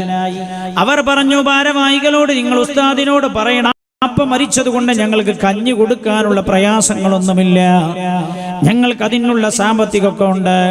പിന്നെ ഉസ്താദിനായി ഞങ്ങൾ വേറെ കഞ്ഞി ഉണ്ടാക്കാറില്ല, ഞങ്ങൾക്കുണ്ടാക്കുന്നതിൽ നിന്നൊരു വിഹിതം എടുത്തു കൊടുക്കാറാണ് പതിവ്. അതുകൊണ്ട് അത് നിലനിർത്താൻ പറയണേ. കമ്മിറ്റി ഭാരവാഹി ഉസ്താദിനോട് പറഞ്ഞപ്പോ ഉസ്താദ് കൊടുത്ത മറുപടി എന്താണെന്നറിയോ? നിങ്ങൾക്ക് ഉസ്താദ് പറഞ്ഞു, അവരുടെ കഞ്ഞി കുടിക്കാൻ എനിക്ക് വിരോധമുള്ളത് കൊണ്ടല്ല, ഇന്നലെ വരെ ഞാൻ കുടിച്ച കഞ്ഞ് ആ വീട്ടുനാഥന്റെ കഞ്ഞായിരുന്നു. അയാളുടെ സ്വത്തിന്റെ അവകാശികൾ അയാളുടെ ഭാര്യയും മക്കളുമായി, അവരുടേതും കഴിക്കുന്നതിന് എനിക്ക് വിരോധമുള്ളത് കൊണ്ടല്ല. പക്ഷെ അയാളുടെ മക്കളുടെ കൂട്ടത്തിൽ ഒരു മകന് പ്രായപൂർത്തിയായിട്ടില്ല, അതുകൊണ്ട് അവൻ യതീമാണ്. ഇനി ആ വീട്ടിൽ നിന്ന് കഞ്ഞി വന്നാൽ ആ കഞ്ഞിയിൽ യതീമിന്റെ അംശമുണ്ടാകും. കണ്ണിയത്ത് അഹമ്മദ് തന്റെ വയറിലേക്ക് യതീമിന്റെ അംശമാക്കാൻ ഉദ്ദേശിക്കുന്നില്ല എന്ന് പറഞ്ഞ മഹാനായ റഈസുൽ മുഹഖഖീൻ കണ്ണിയത്ത് അഹമ്മദ് മുസ്ലിയാർ. ഞാൻ ചോദിക്കട്ടെ, ഇതുപോലെ പുഷ്പം പോലെ തങ്കം പോലെയുള്ള ഒരു പണ്ഡിത നേതൃത്വത്തെ എടുത്തു കാണിക്കാൻ കഴിയോ വേറെ എവിടെയെങ്കിലും? കേരള ചരിത്രത്തിൽ എടുത്തു കാണിക്കാൻ കഴിയോ? സൂക്ഷ്മതയുടെ ആഴം. മഹാനായ ഉസ്താദ് അവരുടെ ഉളൂ ചെയ്യുന്ന സമയത്ത് ആ ഉസ്താദ് അവരുടെ പോക്കറ്റിൽ പഴയ കാലത്തെ 200 എടുക്കുന്ന ഹൗലല്ലേ, 200 കൊടുത്ത പിന്നെ കാലിക്കാൻ നീച്ചെന്നിട്ട് ഈ മറ്റേ ചിരട്ടോണ്ടുണ്ടാക്കിയ കയ്യിലോണ്ട് വെള്ളം കോരി പാരാണല്ലോ ചെയ്യുക. കുഞ്ഞിന്ന് ഉസ്താദിന്റെ പോക്കറ്റിൽ നിന്ന് 50 പൈസ കൊഴിഞ്ഞു പോയി. 1/2 റുപ്യ കൊഴിഞ്ഞപ്പോൾ ഉസ്താദിന് ഭയങ്കര ബേജാറ്. ഉസ്താദ് ഒരാളങ്ങനെ കണ്ടപ്പോൾ പറഞ്ഞു, ഈ 1/2 റുപ്യ എടുത്തെന്നാൽ 1/4 റുപ്യ കൊഴിഞ്ഞു പോയി. 1,000 നീ എടുത്തെന്ന 1/2 റുപ്യ എനിക്ക് കൂലി തരാന്ന്. 1,000 റുപ്യ ഹൗദിൽ കൊടിഞ്ഞു പോയി 25 പൈസ എടുത്തെന്നാൽ 50 പൈസ കൂലി തരാം. സാധാരണ ഒരാൾ കേട്ടാൽ ഇത് പൊട്ടത്തരാന്നല്ല തോന്നുന്നത്. ഇത് എടുത്തു കൊടുത്തു. ഒരാൾ ഇത് ചോദിച്ചു, ഉസ്താദേ ആ 1,000 റുപ്യ വേണ്ടാന്ന് വെച്ചാൽ നിങ്ങൾക്ക് വേറൊരു 1,000 റുപ്യയുടെ നഷ്ടാവൂലെന്നല്ലോ എന്ന്. ഇപ്പൊ നിങ്ങൾക്ക് 1,000 റുപ്യ പോയതിന് 1,000 റുപ്യയും കൂടി നഷ്ടല്ലേ, 50 പൈസ പോയില്ലേന്ന് വെച്ചപ്പോ മഹാൻ പറഞ്ഞെന്തറിയോ, നാളെ ഞാൻ അള്ളാഹുവിന്റെ മുമ്പിൽ ചെന്നാൽ 4 കാര്യങ്ങൾക്ക് മറുപടി പറയാതെ കാൽപാദം മുന്നോട്ട് വെക്കാൻ പറ്റൂല എന്ന് റസൂലുള്ളാഹി പറഞ്ഞിട്ടുണ്ട് സ്വല്ലല്ലാഹു അലൈഹി വസല്ലം. ലാ തസൂലു ഖദമ അബ്ദിൻ യൗമൽ ഖിയാമ ഹത്താ യുസ്അല അൻ 40. 4 മറുപടി പറയാതെ 1 ഇഞ്ച് പോലും മുന്നോട്ട് വെക്കാൻ കഴിയില്ല എന്ന് റസൂലുള്ളാഹി പറഞ്ഞിട്ടുണ്ടല്ലോ. അതിൽ ഒന്ന് വഅൻ മാലിഹി മിൻ ഐന ഇക്തസബഹു വഫീമ അൻഫഖ. അല്ലാഹു തന്ന സ്വത്തിനെ കുറിച്ച് നിങ്ങളോട് ചോദിക്കും. ആ സ്വത്ത് എവിടെന്നാ സമ്പാദിച്ചത്, എന്തിലാ കൊണ്ടുപോയി ചെലവഴിച്ചത് എന്ന് മഹാനവർകൾ ചോദിക്കാണ്. ഈ ഞാൻ എടുക്കേണ്ടെന്ന് വെച്ചാൽ ഞാൻ എന്റെ റബ്ബിനോട് എന്താ പറയാ? കണ്ണിയത്ത് അഹമ്മദേ, നിന്റെ 25 ലക്ഷം നീ എന്ത് ചെയ്തു എന്ന് ചോദിച്ചപ്പോ ഹൗലിൽ പോയിട്ട് എടുക്കാൻ മടിച്ചിട്ട് ഞാൻ എടുക്കില്ല എന്നാണോ പറയാ? ഇപ്പോൾ എനിക്ക് എന്റെ റബ്ബിനോട് മറുപടി പറയാലോ. കണ്ണിയത്ത് അഹമ്മദേ, നിന്റെ പണം എന്ന് ചോദിച്ചാൽ അല്ലാഹുവേ, എന്റെ 25 പൈസ 1,000 റുപ്യ കൊല്ലത്തിൽ പോയിരുന്നു റബ്ബേ, അതെടുത്തു തരാൻ വേണ്ടി 50 റുപ്യ 1/2 റുപ്യ ഞാൻ കൂലി കൊടുത്തു റബ്ബേ എന്ന് എനിക്ക് എന്റെ റബ്ബിനോട് മറുപടി പറയാലോ. എനിക്ക് എന്റെ റബ്ബിനോട് മറുപടി പറയാലോ. നിങ്ങൾ ആലോചിക്കണം സൂക്ഷ്മതയുടെ ആഴത്തെക്കുറിച്ച്. ഇങ്ങനൊക്കെ ജീവിച്ചു പോയ ആളുകൾക്ക് പഴച്ചുപോയി. അവരൊക്കെ മൗലിദ് ഓതിയവരാണ്, അതുകൊണ്ട് അവരെല്ലാം മുശ്രിക്കീങ്ങളായി ചത്തുപോയവരാണ് എന്ന് നിസ്സങ്കോചം പ്രഭാഷണം നടത്തുന്ന ആളുകൾ നെഞ്ഞത്തൊന്ന് കൈവച്ചു ചിന്തിക്കണേ എന്ന് ഓർമ്മപ്പെടുത്തുകയാണ് ഞാൻ. അവർ നെഞ്ചത്ത് കൈവച്ചാലോചിക്കണേ എന്ന് ഓർമ്മപ്പെടുത്തുകയാണ് ഞാൻ ഈ സമയത്ത് എൻ്റെ സഹോദരങ്ങളെ. അല്ലേ, മഹാനവർകൾ വഫാത്താകുന്ന ദിവസം ഉളൂ ചെയ്തിട്ട് മഗ്‌രിബ് നമസ്കാരം കഴിഞ്ഞ് അതേ ഉളൂയോടുകൂടെ അങ്ങനെ കിടക്കുകയാണ്. പിന്നെ അങ്ങനെ ചോദിച്ചെന്തറിയോ, ഇശായോ, ബാങ്ക് കൊടുത്തോ, ബാങ്ക് കൊടുത്തോ എനിക്ക് നിസ്കരിക്കാനാണ്, ബാങ്ക് കൊടുത്തോ എനിക്ക് നിസ്കരിക്കാനാണ്, ബാങ്ക് കൊടുത്തോ എനിക്ക് നിസ്കരിക്കാനാണ്. പിന്നെ ചോദിക്കണം മുഴുവനും ബാങ്ക് കൊടുത്തോ, നിസ്കാരം നിസ്കാരം നിസ്കാരം. അത് പറഞ്ഞിട്ട് ആ മഹാനവർകൾ ലോകത്തോട് വിട പറഞ്ഞു. അവസാന സമയത്തുള്ള ചിന്ത മുഴുവൻ അങ്ങനെ. ഹബീബായ നബിയുനാ റസൂലുള്ളാഹി സല്ലല്ലാഹു അലൈഹി വസല്ലം തങ്ങളും ആയിഷ ബീവി റളിയല്ലാഹു അൻഹ പറഞ്ഞല്ലോ, ഒന്ന് നബി സല്ലല്ലാഹു അലൈഹി വസല്ലം തങ്ങൾ വഫാത്താകാൻ കിടക്കുകയാണ്. ആ രോഗത്തിലാണല്ലോ, വഫാത്തിന്റെ ഘട്ടത്തിലാ ആയിഷ ബീവി റളിയല്ലാഹു അൻഹ പുണ്യ നബി സല്ലല്ലാഹു അലൈഹി വസല്ലം തങ്ങളുടെ ശിരസ് തന്റെ മടിയിലേക്ക് എടുത്തു വെച്ചിരിക്കുകയാണ്. പുണ്യ നബി സല്ലല്ലാഹു അലൈഹി വസല്ലം തങ്ങൾക്ക് വേദന അസഹനീയമായി സഹിക്കാനും കഴിയുന്നില്ല. പുണ്യ നബി എഴുന്നേറ്റിരിക്കാൻ ശ്രമിക്കുന്നതായി ആയിഷ ബീവി റളിയല്ലാഹു അൻഹാക്ക് തോന്നി. റസൂലുള്ളാഹിക്ക് എഴുന്നേറ്റിരിക്കണമെന്ന് തോന്നലുണ്ടെന്ന് തോന്നിയപ്പോ ആയിഷ ബീവി റളിയല്ലാഹു അൻഹ തന്റെ കൈ കൊണ്ട് താങ്ങിക്കൊടുത്തല്ലോ. അല്ലാഹുവിന്റെ ഹബീബിനെ തന്റെ നെഞ്ചോട് ചാർത്തി കിടത്തിയല്ലോ. ബൈന സുദരി ബൈന നഹരി വസുദരി. റസൂലുള്ളാഹിന്റെ ശിരസ് എന്റെ നെഞ്ചിന്റെയും ഖണ്ഡത്തിന്റെയും ഇടക്കാണെന്ന് ആയിഷ ബീവി റളിയല്ലാഹു അൻഹ പറയുന്നുണ്ട്. എന്നിട്ട് ബീവി റളിയല്ലാഹു അൻഹ ആ ചുണ്ടിലേക്ക് ഇങ്ങനെ ശ്രദ്ധിക്കുകയാ. അല്ലാഹുവിന്റെ ഹബീബ് എന്താണ് പറയുന്നത്? റസൂലുള്ളാഹിന്റെ ആഗ്രഹവും സാധിപ്പിച്ചു കൊടുത്തു വേണം പുണ്യ നബിയെ ഭൂമിയിൽ നിന്ന് യാത്രയാക്കാൻ. ആയിഷ റളിയല്ലാഹു അൻഹ പറയുകയാണ്, ഞാൻ ആ ചുണ്ടിലേക്ക് ഇങ്ങനെ ശ്രദ്ധിക്കുമ്പോൾ ആ ചുണ്ട് ഇങ്ങനെ ഇളകുന്നുണ്ട്. തൊട്ടടുത്തുള്ള ആൾ വെച്ച് നോക്കുമ്പോൾ ആ പുണ്യഭൂമാനം പറയുന്നത് അസ്വലാ അസ്വലാ അസ്വലാ, സ്വഹാബ നിസ്കാരം നിസ്കാരം നിസ്കാരം. ഇതാണ് ആ ഹബീബ് പറഞ്ഞത് എന്ന് മഹദി ആയിഷ റളിയല്ലാഹു അൻഹ റിപ്പോർട്ട് ചെയ്യുന്നുണ്ട്. റബ്ബ് സുബ്ഹാനഹു വ തആല, അല്ലാഹുവേ നിസ്കാരം നിലനിർത്തുന്ന മുഅ്മിനീങ്ങളിൽ ഞങ്ങളെ നീ ഉൾപ്പെടുത്തി തരണേ അല്ലാഹ്. എന്നിട്ട് എന്താ പറഞ്ഞ 60 ലക്ഷം മുടക്കിയിട്ട് ഞാൻ ചോദിച്ചു നിങ്ങളെ മോളോ? അപ്പം എന്നോട് എൻ്റെ മോളും കല്യാണം കഴിച്ച് ഭർത്താവിൻ്റെ കൂടെ. അപ്പം ഞാൻ ചോദിച്ചു പിന്നെ എന്തെങ്കിലും പഠിപ്പിച്ചെന്ന്. അതിൻ്റെ അമ്മായിൻ്റെ മോള് ഡോക്ടർ. അപ്പം ഡോക്ടറാന്ന് പറയാൻ ഞാൻ മോശല്ലേ? അങ്ങനെ അതിനാ പറയല് വിഡ്ഢി എന്നല്ല പമ്പര വിഡ്ഢി. വിഡ്ഢി എന്നല്ല പമ്പര വിഡ്ഢി. ഞാൻ ചോദിക്കട്ടെ, ഈ ഉമ്മത്തിൽ ഒളിച്ചോട്ടുണ്ടായതെപ്പോഴാണ്? ഈ ഉമ്മത്തിൽ ഒളിച്ചോട്ടമുണ്ടായതെപ്പോഴാണ്? ഈ ഉമ്മത്തിന്റെ അഭിമാനത്തിന് ക്ഷതമേറ്റതെപ്പോഴാണ്? ആലോചിക്കണം നിങ്ങൾ. എന്തേ നമ്മളും പറഞ്ഞു മിക്സഡ് വിദ്യാഭ്യാസമെന്ന്. പഠിക്കണ്ടെന്ന് ഇസ്ലാം പറഞ്ഞിട്ടില്ല. പഠിക്കാം എന്റെ സഹോദരി, പഠിക്കാം. പക്ഷേ നിനക്ക് ചില നിയമങ്ങളുണ്ട്, നയങ്ങളുണ്ട്. നീ പരസ്യമായി രംഗപ്രവേശനം ചെയ്യേണ്ടവളല്ല. ചെയ്താൽ നിന്റെ ആത്മാഭിമാനത്തിന് ക്ഷതമേൽക്കുമെന്ന് അള്ളാഹു പറഞ്ഞത് സത്യമല്ലേ? ഹബീബായ നബിയുനാ മുഹമ്മദ് മുസ്തഫ സല്ലല്ലാഹു അലൈഹി വസല്ലം തങ്ങൾ പറഞ്ഞതും സത്യമല്ലേ?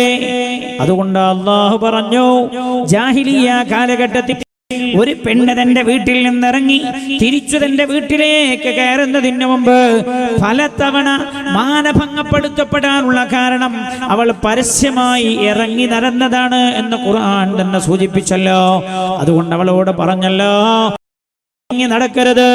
നിന്റെ മാംസള ഭാഗങ്ങളിൽ ആകട്ടരായവർ നിന്നെ കൊത്തിവലിച്ചു കൊണ്ടുപോകുമെന്ന്. അതുകൊണ്ടല്ലേ അല്ലാഹു പറഞ്ഞത്, വഖർന ഫീ ബുയൂതികുന്ന,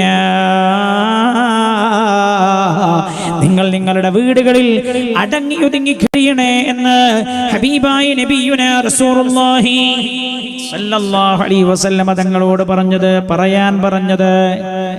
ഒരു പെണ്ണിന്റെ പ്രധാനമായ പ്രവർത്തന മേഖല അവരുടെ വീടാണ് എന്നാണ് ഖുർആൻ പറഞ്ഞത്. വീടാണ്.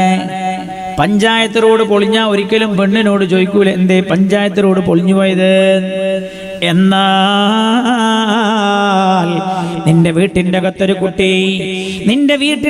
കുട്ടി പിഴച്ചു പോയാൽ, നിന്റെ മകൾ പിഴച്ചു പോയാൽ, മകൻ പിഴച്ചു പോയാൽ, അല്ലാഹുവിന്റെ മുമ്പിൽ മറുപടി പറയേണ്ട ബാധ്യത എന്ന് പരിശുദ്ധമായ നബി മുഹമ്മദ് മുസ്തഫ സല്ലല്ലാഹു അലൈഹി വസല്ലം, കുല്ലുകും റാഇൻ വകുല്ലുകും മസ്ഊലുൻ അൻ റഇയതി, നിങ്ങളെല്ലാവരും ഇടയന്മാരാണ്.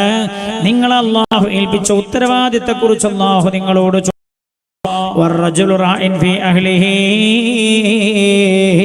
വമസ്ഊലുൻ അൻ റഇയതി, ഒരു പുരുഷൻ തന്റെ കുടുംബത്തെക്കുറിച്ച് ചോദിക്കപ്പെടും.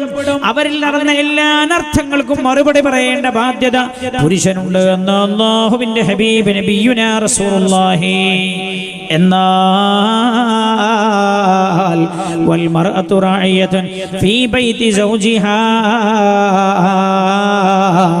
ഒരു പെണ്ണിന് ആ പെണ്ണിന്റെ ഭർത്താവിന്റെ വീടിന്റെ അകത്തളമാണ് അവരുടെ പ്രവർത്തന മേഖലയെന്ന് ഹബീബായ നബിയുനാ മുഹമ്മദ് മുസ്തഫ സല്ലല്ലാഹു അലൈഹി വസല്ലം. വീടിന്റെ അകത്തളമാണ് അവരുടെ പ്രവർത്തന മേഖല. വൽമർഅതു റാഇയത്തുൻ ഫീ ബൈതി സൗജിഹാ, ഫീ ബൈതി സൗജിഹാ, ഭർത്താവിന്റെ വീട്ടിനകത്തുള്ള കാര്യങ്ങളെ കുറിച്ച് ഈ പെണ്ണ് ചോദ്യം ചെയ്യപ്പെടും എന്ന് നബിയുനാ റസൂലുള്ളാഹി സ്വല്ലല്ലാഹു അലൈഹി വസല്ലം. അപ്പൊ പെണ്ണിങ്ങനെ ഇറങ്ങി വെക്കേണ്ടവളല്ല, ഇങ്ങനെയല്ല. പെണ്ണ് വീട്ടിന്റെ അകത്ത് കഴിഞ്ഞുകൂടേണ്ടവളാണ്. അത്യാവശ്യത്തിനൊക്കെ അവൾക്ക് പുറത്തിറങ്ങാം. പക്ഷേ പുറത്തിറങ്ങുമ്പോൾ ഇസ്ലാമികമായ വേഷവിധാനങ്ങൾ ധരിക്കണം. എന്തുകൊണ്ട്? നിങ്ങളുടെ ശരീരം ആ സൗന്ദര്യം വെളിച്ചത്തു കണ്ടാൽ നിങ്ങളുടെ ആത്മാഭിമാനത്തിന് ക്ഷതം വരാൻ സാധ്യതയുണ്ട്. ഒരു കുട്ടി എറണാകുളത്ത് നിന്ന് പെണ്ണ് കാണൽ ചടങ്ങിന് പോണ സമയത്തല്ലേ ഗോവിന്ദച്ചാമി എന്ന് പറഞ്ഞ ഒരുത്തനൊരു പെണ്ണിനെ കയറി പിടിക്കാൻ ശ്രമിച്ചതും കൊലപാതകം നടന്നതും. ഭാര്യ സോഷ്യൽ വർക്കിന് ഇറങ്ങിയതാണ്, പെണ്ണ് സോഷ്യൽ വർക്കിന് ഇറങ്ങിയതാണ്. നാട്ടുകാരെ നന്നാക്കാൻ നോക്കിയപ്പോ ഓന് ഭാര്യ ഇല്ല. ഓന്റെ ഭാര്യ പിന്നെ വേറുള്ള ആൾക്കാരുടെ കൂടെ ഒളിച്ചോടി നകയ്ക്കണം. അതുകൊണ്ട് സാറേ പഞ്ചായത്തിൽ പിന്നെ എങ്ങനെ പോവാ? എങ്ങനെ ഇപ്പൊ പഞ്ചായത്തിന്റെ പ്രസിഡന്റ് ആവുക? അതൊന്നും നിങ്ങൾ ആവേണ്ടിയല്ല. പക്ഷെ ഈ രാജ്യത്തെ നിയമത്തിൽ സ്ത്രീകൾക്ക് ഇത്ര സംവരണമെന്ന് പ്രഖ്യാപിക്കപ്പെട്ടോ. പെണ്ണ് മത്സരിക്കലില്ലാതെ നിർവാഹമില്ലാതെയായി സമുദായത്തിന്റെ സുരക്ഷിതത്വത്തിന്റെ ഭീഷണി ഉണ്ടാകരുതെന്ന് കരുതി വളരെ അനിവാര്യമായ ഘട്ടത്തിൽ മത്സരിക്കാം എന്നേ പറഞ്ഞുള്ളൂ. അതിന്റെ അർത്ഥം തങ്ങന്മാരുടെ കൂടെ പോയി സ്റ്റേജിലിരിക്കാം എന്ന് ദീൻ പറഞ്ഞിട്ടില്ല.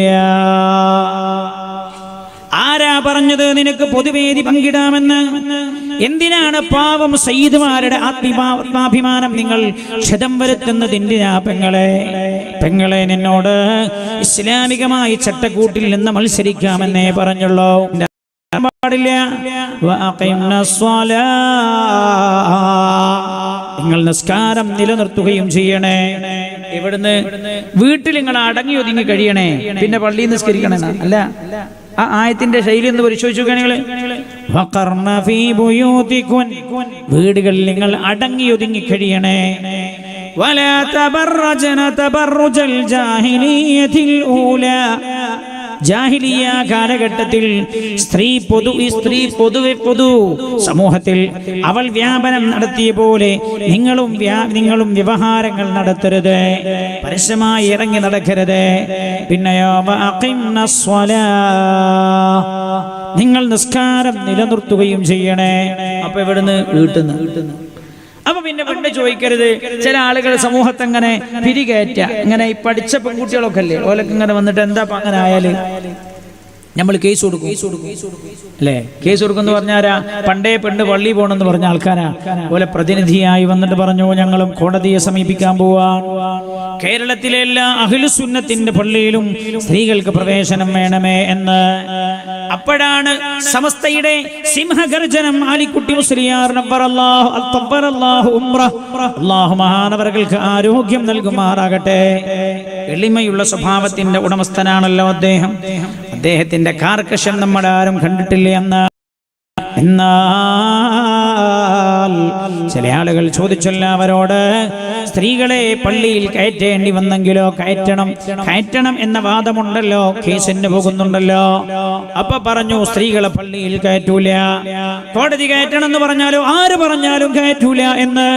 സിംഹഗർജനം പോലെ അള്ളാഹുവിന്റെ പരിശുദ്ധമായ ദീനിന്റെ അടിത്തറയാണ് എന്റെ സഹോദരങ്ങളെയാ പറഞ്ഞു. وقرن في بيوتكن ولا تبرجن تبرج الجاهلية الأولى وأقمنا الصلاة. നിങ്ങൾ നിസ്കാരം നിലനിർത്തണേ. വആതീന സകാ.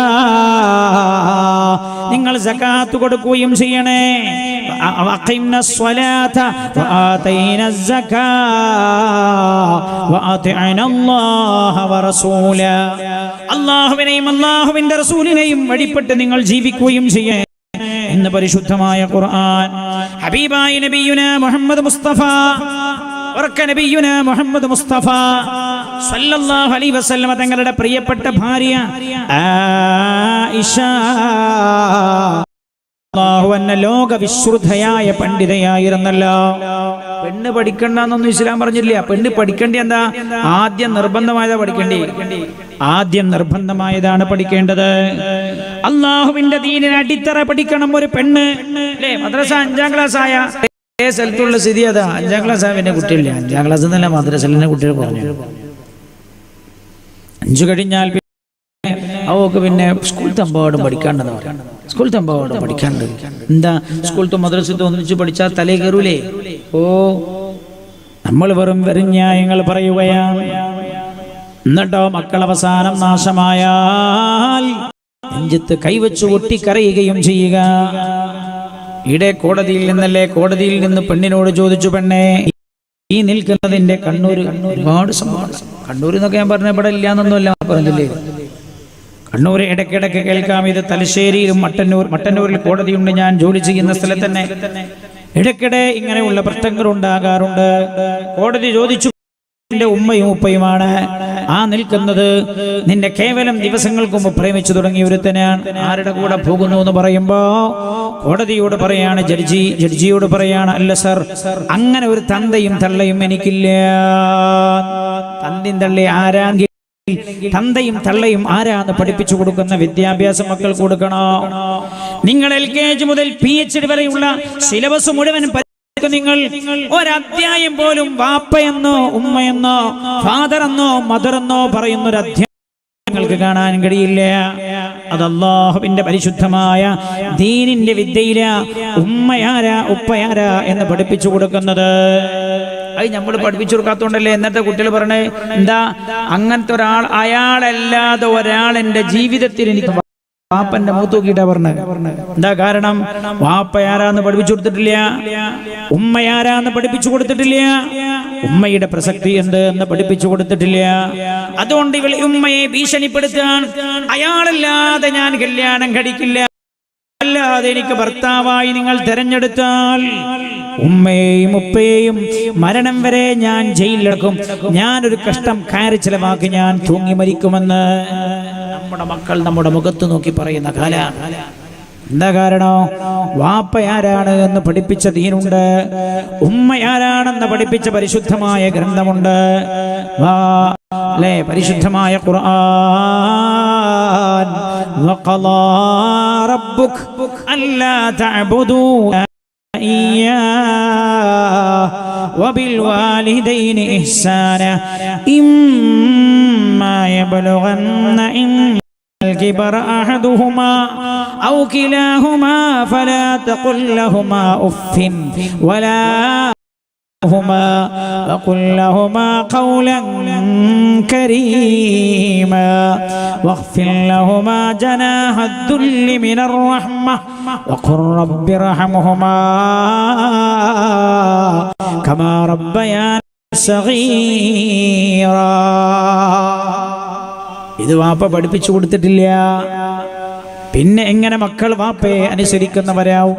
അതുകൊണ്ട് ഞാൻ ഓർമ്മപ്പെടുത്തുന്നു എൻ്റെ സഹോദരങ്ങളോട്, ഈ ഉമ്മത്തിലെ അവസാനത്തെ ദീനിന്റെ ചൈതന്യവും ഇല്ലാതെയാക്കാനുള്ള ശ്രമങ്ങളാണ് നടന്നുകൊണ്ടിരിക്കുന്നത്.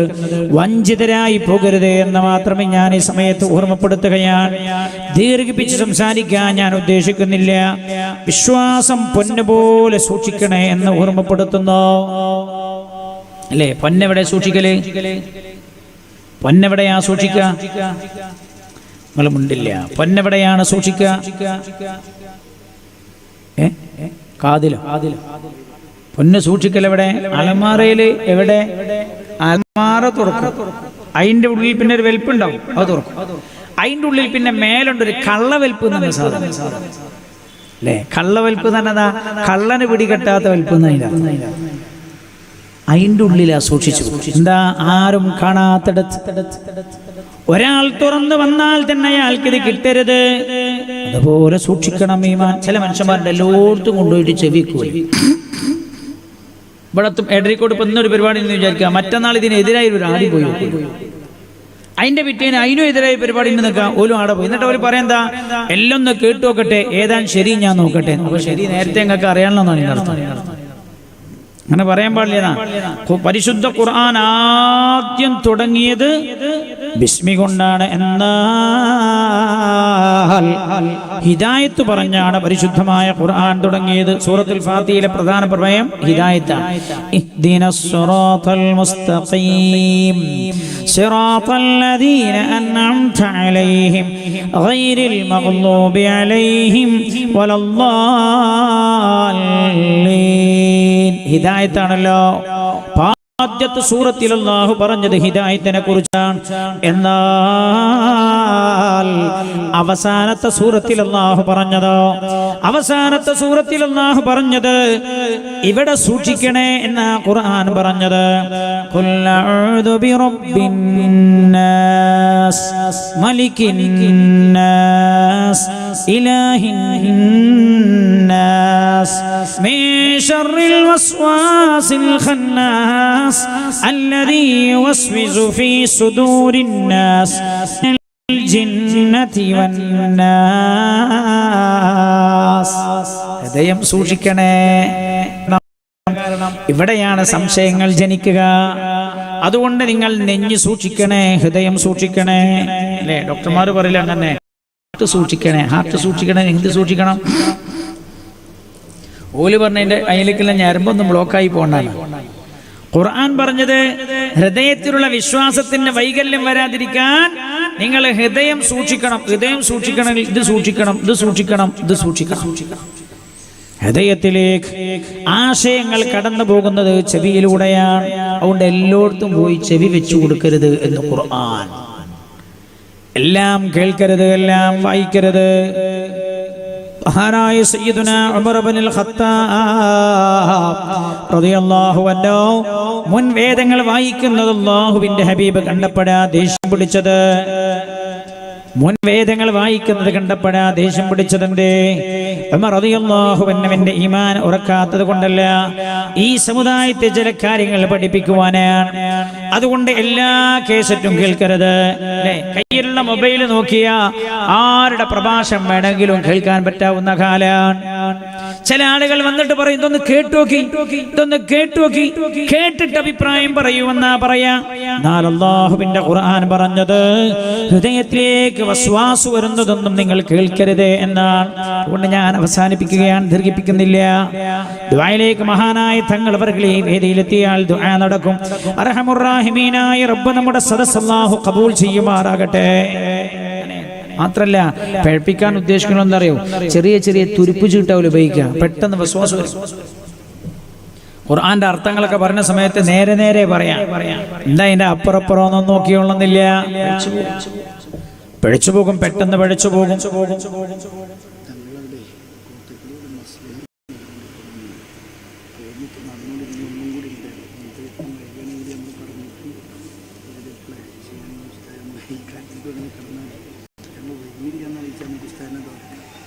റഹീമീനായ റബ്ബ് സുബ്ഹാനഹു വ തആല രാജാതിരാജനായ അല്ലാഹു നമ്മുടെ സദസ്സ് ദുആക്ക് ഉത്തരമുള്ള സദസ്സാക്കി തരട്ടെ. അല്ലാഹുവേ, ഞങ്ങളെ നീ ഏറ്റെടുക്കണേ റബ്ബേ. പലവിധ ഉദ്ദേശങ്ങൾ മനസ്സിൽ വെച്ച് ആമീൻ പറയുന്നവർ ഈ സദസ്സിലുണ്ടവരുടെ ആമീനൊക്കെ നീ ദുആക്ക് ഉത്തരമുള്ള ആമീനാക്കി തരണേ അല്ലാഹ്. ഖുർആൻ ശരിക്കും അതുകൊണ്ട് ഞാൻ ഓർമ്മപ്പെടുത്തുന്നു. എന്താ കാരണം എന്നറിയോ, എല്ലാവരും വന്നിട്ട് ഖുർആൻ എന്നെ ഓതണേ.